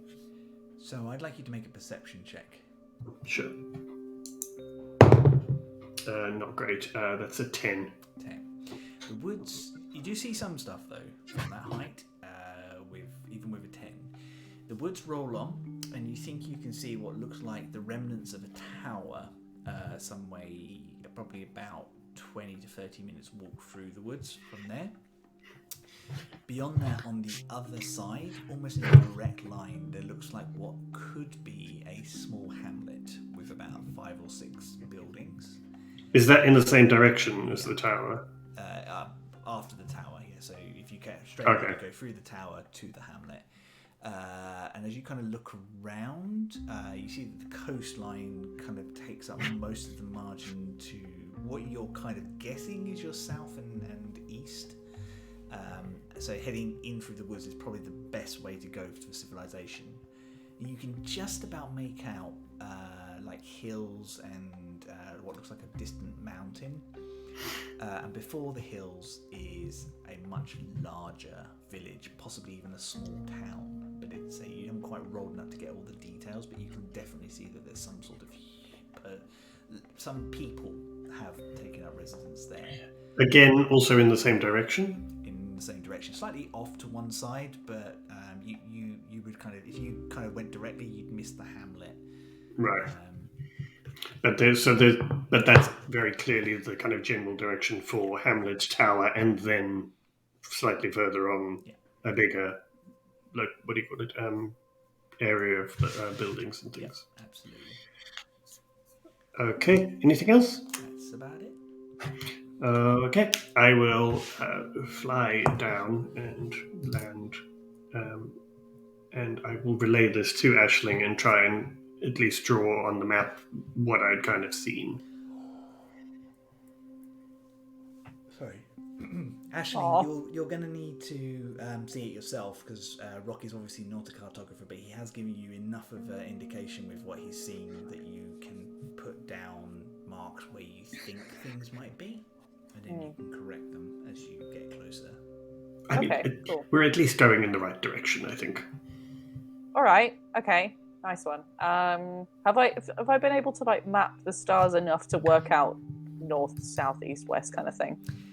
Not really, because you're not familiar enough with the stars as they are to kind of get your cardinal directions, but you can at least use them to kind of go, if we are going this way. I mean, based on what Rock is saying, if he's right and this is south and that's east, Okay. then you can kind of like these are not exact cardinal directions, but you can at least use them to bounce off. We can make them up. That's our north. Yeah. All right. And as long We'll as call that north. and you can be consistent with where you're placing things now. I've been making up constellations, so. Fair enough. So if we head towards so look up Flower Blob. Okay, that one. We're gonna keep heading towards Flower Blob because that looks like it's. Wait. Which one is flower? I don't see one. Right. That Look, looks like a flower. flower. so you got those 5 there. They kind of look like a flower, but it also kind of looks like a flower that's been stood on. So Flower Blob, and we're gonna use that to make sure we're going in the right direction and we don't just circle round and end up back with weird gnome friends. But you can't call it a constellation flower blob. But what if this becomes sort of something that's written down in the annals of history? You got flower blob. I mean, there are grand names for this. What do you want to call it then? I don't know. The flower of destiny. I don't know. You can't call it flower blob. Flower of Destiny. All right, well, you can pronounce it maybe in a weird way. Maybe it's Fleur Blabet. Why would I pronounce it like I have Because then it sounds something more wrong with my interesting. mouth? Head towards Flower Blob. Let's go. I'm not calling it flower blob. And then I will head towards flower blob. Excellent. And you make your way into the woods, and the woods are they're thick.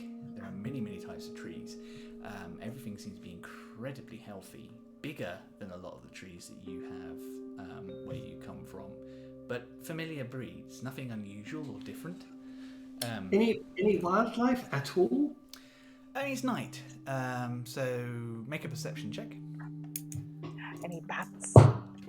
Ooh, nice. 18 plus 2, 20. You hear some wildlife, like crickets in the brush, and yes, you see a bat or two as you kind of go. Okay, so there are actually sort of fairly standard animal type things here. Everything else is the only thing that's sort of it's alive. It doesn't feel very different other than the whole water thing. Yeah. It could be any island that you've been to. Just a little healthier and a bit bigger.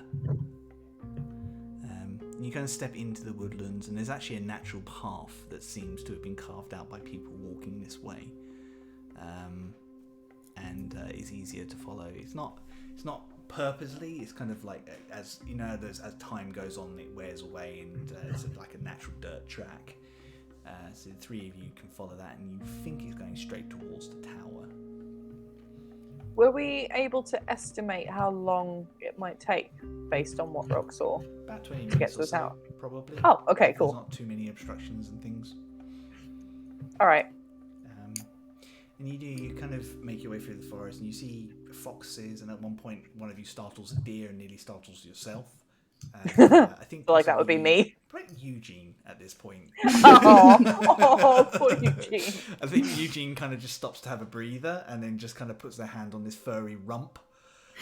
And there's a squeal, and this thing darts away, and you nearly have a heart attack. Wait, who squealed? The deer or Eugene? Yes. Oh, Is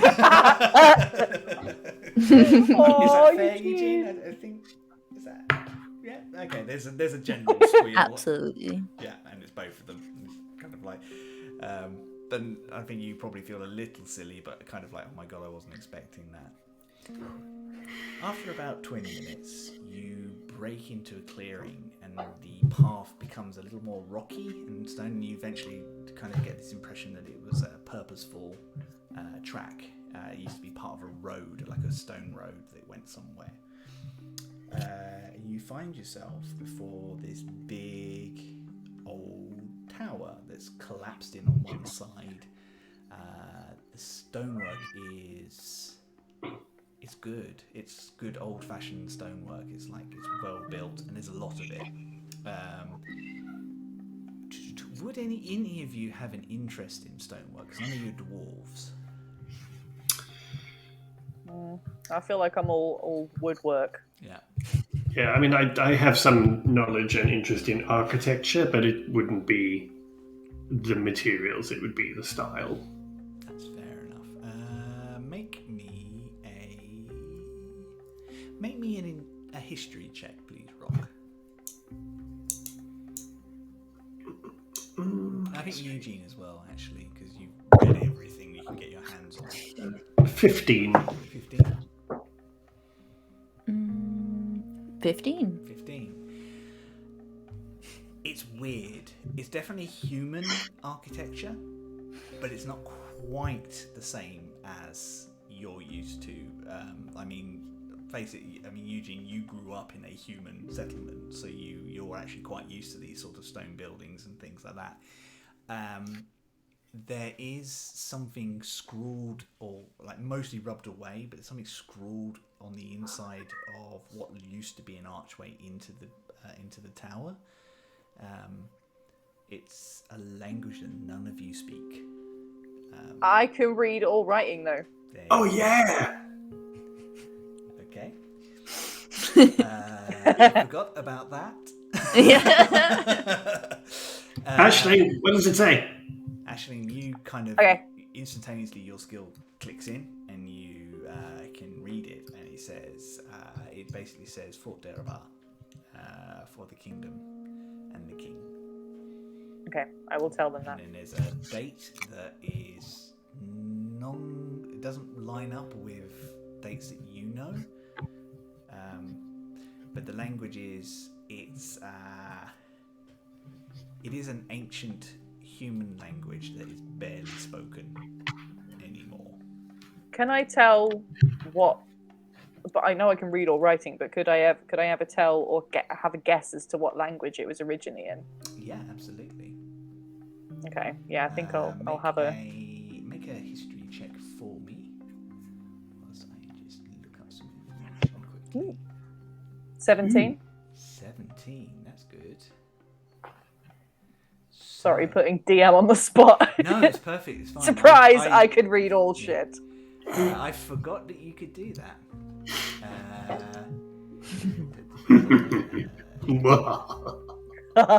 Trying to hide things from me. Yes, the language is Daklane.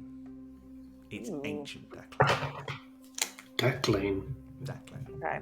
Yeah, which you know is a dead language that's spoken, and this Aisling knows, is a dead language that's spoken by only in the royal nation of Daklane, in your home. Okay. It's one of those things that it's like Latin, basically. Yeah, I was going to ask if it's people a bit like still Latin. teach because they think it's important, but it really isn't, and only people who want to show off use it. Yeah. Okay. Well, I will tell my team pals that, including the slight on Latin.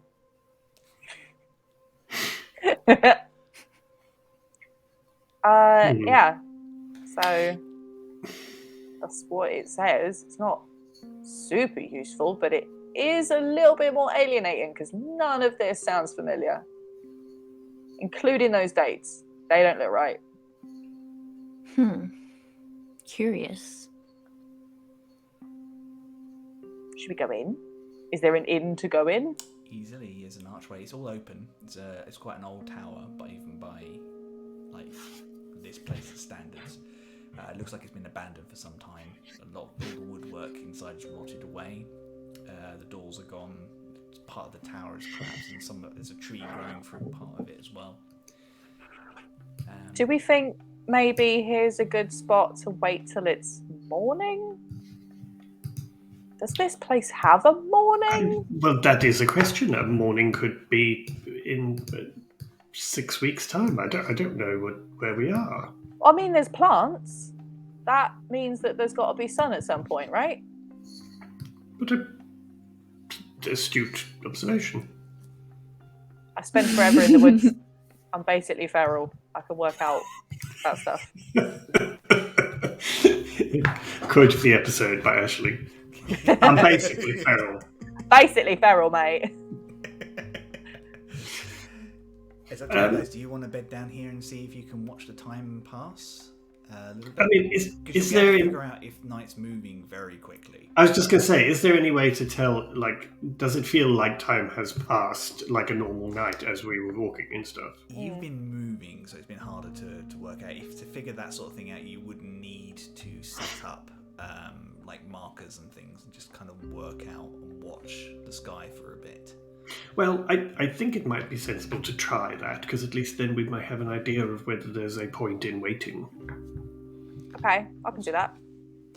So the three of you bed down for a second. I think Aisling, being the more experienced outdoors person, will set up what she thinks she needs to do to kind of mark the passage of light and time and things. I definitely make it more complicated than it needs to be to look really like, ooh, science. Are you setting watches, or are you just all kind of doing your thing? Oh, but we should definitely do watches. Who watches first? I will watch first. Can I have a perception check off of you, please? Oh, now it's Dungeons and Dragons. 14. 14. You do not spot anything in the sort of first half an hour when you're kind of moving around. I think at a point in time that you're finding difficulty, you're having a bit of difficulty concentrating, you tap off for somebody else to have a look. Who goes next? I will go next. Yeah. Oh, that's a 2. You see nothing. It's very woody and stone towery. I mean, stone doesn't really change that much. Why are we watching? I think you get distracted at one point, and I think you're interrupted when Aisling comes around the corner and you've got your nose in a book because you've forgotten what you were doing a little bit. Yeah.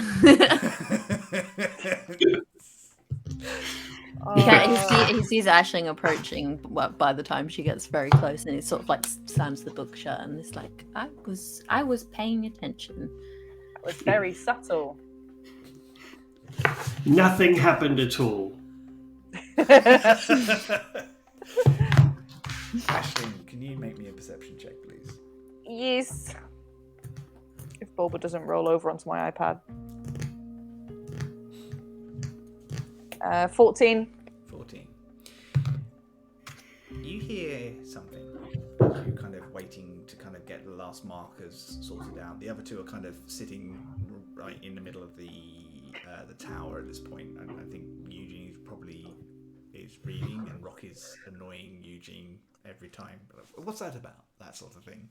I am playing my flute in between to entertain and soothe everyone. This sounds chill. Sounds lovely. I take it back. You are entertaining the group with some soft music. You hear it just on the edge of your perception. It's like this whole, like a little tiny flitting. There's something vaguely familiar about it. And you kind of look closer, and you see a little tiny pair of butterfly wings on a tiny, tiny humanoid kind of dart into between the stonework. I sort of whisper whilst those guys are doing their thing. Hello. Kind of these little tiny fingers. And they poke up, and this little tiny head with these big green eyes kind of look at you over the edge of the stone. Hey. Hi. Can I tell what they are? I'm assuming there's some sort of fae thing. I think you can spot a sprite when you'd seen one. Yeah. You've seen pixies and sprites before. Not many in your world these days, but when they are, they have a tendency to be places like where you grew up. Do I know that if sprites are able to like just talk and communicate and helps out? They can be very helpful. They can be tricksy depending on their mood and how they take you, but they do communicate. Most of them prefer to speak Sylvan. I can speak Sylvan, so. You can speak Sylvan, yes. Okay, I'm gonna speak in Sylvan at them then and be like, "Hi, we're my name's Aisling. What's yours?" Pulls out and crawls up and kind of sits and looks at you, and then there's another one stops on another piece of hey! stonework. And then another one. And another Oh, there's one. loads of you. Nice. Hi. And there's about 6 of them. Woo. And I think at this point in time, Eugene and Rock, you both look up and see these pixie-type figures, these little tiny, pale-skinned humanoids with butterfly wings, like moth-like wings, actually. Oh, because it's nighttime. And they all kind of look at you, and they respond to Sylvan. And you think, okay, I'm getting through to them, until one of them peels back their lips to reveal very sharp teeth. Hey, now. And they all do, and they dive towards the lot of you. And Nope. That No! where we're going to end today. Chris, no! But they were being so cute. Oh! I knew it. I knew they'd have big teeth. God damn it. Lona's looking at me so confused. She's like, what's wrong, human? What have you done? Why, Chris? Why can the cute things not just be cute? Sometimes the cute things are just cute, and sometimes. But most of the they're time, not. they're murderous. I was gonna make friends with cute little moth people. Hey, the dragon didn't eat us. That is That's true. true. I'm surprised the gnome didn't try and kind of harvest our organs. Oh, yeah, me too. I was There's expecting still that time. gnome to Hey. be something horrifying. Hey, Time. right, I've done the dragon. Now we need to find you a dungeon. Okay. That's true. And we've It done wasn't a watches, dragon, it was so a we've nearly sky got drake. all of D&D. Dear, then we have one D&D. Guys, thank you so much. This was a lot of fun, this episode. I've been looking forward to this adventure. This is something I actually had prepared before I had some of the stuff that you've already done prepared, actually. So this has been living in my head cave for a bit. So where are we in this place? You will have to find that out Ah. for yourself. Unfortunately, guys, well, fortunately and unfortunately, you are going to have to wait a whole 4 weeks. Oh my god, we are! because we- Because of Halloween. Yeah. Which I mean, makes I'm really excited for Halloween, but I want to play. So we'll be back in 2 weeks' time. We have our Halloween special with special guests Aaron and Megan, Woo! who we will be introducing you to properly over socials. Like I know I keep promising, but I have got something prepared now. 2 wonderful people, wonderfully creative. It's going to be wonderful chaos. The Halloween special, unremarkably, but also expectantly, is called Some Other Monsters. And I will be telling you more about that. So please come back on Halloween Eve if you're not too busy chasing ghouls and ghosts and getting yourself sugar highs. Tell the ghouls and ghosts to subscribe. Tell the ghouls and ghosts to subscribe. We want more ghouls and ghosts. We do, yes. Yeah. Which Have one? a Halloween watch party. That'd be fun. That would Yeah. be fun. Come on, It's come gonna on, be watch. so good. It's going to be silly and fun and spoopy, which Yeah. is the most Super silly. important. It's gonna be fun. And I am really looking forward to introducing everything to you guys as well. Please, if you enjoy what we do, if you're not already, please make sure you subscribe to our, follow us on Twitch, also on YouTube, and we have an Instagram and a Twitter at Some Other Heroes. Please follow us there. The more you interact with us, the easier it is for us to get out and get more of you wonderful cool geeks over here watching us at the same time. We're having a lot of fun doing this. We're going to carry on regardless, but the more people we can get in, the easier it is for us to do. I think you're awesome. We love that you are here with us. I am Chris Mepham. You can find me on the internet at Chris Mepham RPG on Twitter or Chris Mepham Art on the Instagram. I have a lot of artwork I need to post up at the moment. I'm very behind on that, so there will be a splurge sometime soon. So come and have a look and see what I've been up to. I am going to pass off to Wayne. I am Wayne Fick, and you can find me everywhere on the socials as WayneFick01. Thank you for joining us, and if you want to find information out about next week's fun and crazy and spoopy or in 2 weeks' time, spoopy Halloween episode, please follow us on Instagram with some of the heroes or on Twitter to find out more about it, because it's really going to be fun. And yeah, thank you for everybody for your support and for lovely messages and for staying and watching us. We love having you guys here, and this is cool. I'm enjoying this so much. Next up is our wonderful Theo. Hello, that's me. You can find me on the internet at most places at theoblue.jpg, and you can find me in real life next weekend at MCM Comic Con in London, Friday, Saturday, and Sunday next weekend. I will be there in the flesh, so you can come and say hi to me if you are also there. Yeah, I had a lot of fun this week, and I can't believe we have to wait a whole month to find out what happens with the spiky teeth fairies. Best cliffhanger ever. Charlie. You can find me at charlievince.com, Charlie spelt without an E, and I've done a big shop update fairly recently, so charlievince.com/shop. I've also got a new calendar that I've just launched, which is full of mythical creatures. So if you like your mythical beasts, including some niche ones like Mary Luid and Kelpies and stuff like that, then that's chock-a-block with them. So feel free to have a look. And yes, please do make sure Wayne's put the link in the chat for the Instagram for some other heroes. Keep track of all the mad stuff that we're up to, because you don't want to miss it. And thank you, everybody. And as usual, hi, Mum. Love you, Mum. Hi, Charlie's mum. Hi, Charlie's mum. Mum was so keen today. She literally texted me earlier on today being like, is it D&D day? It is D&D day. And we have done the D&D, and it was good. We have done a dungeon. If you guys have any theories about what is going on with this island, who's behind all this, what's happened to these guys? What do you mean, who's behind all of this? Well, something went inside your brains. Yeah, That's true. someone put that island there that wasn't there before. Let me know. I love the theory crafting, so I'm happy to receive all of those. We will be back in a fortnight's time for our Halloween special.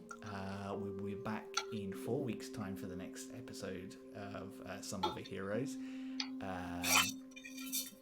Also, during the week, I think they had technical problems last week, so they're going to try again. Our friends Wicked Game and Dice and the Slice are doing a crossover. So if you want to take a different approach to ships and pirates and nautical themes, they are doing something that is chaotic and fun and silly and just full of wonderful characters. So drop by Wicked Game on Twitch and give them some support. Also, Dice and the Slice have got their regular episodes out every week at the moment, I think. If Josh is around, he'll correct me on that one, I'm certain. Other than that, thank you very much for watching. Thank you very much for being with us. We love you to pieces. Be kind to each other, take care of each other, and we will see you in 2 weeks' time.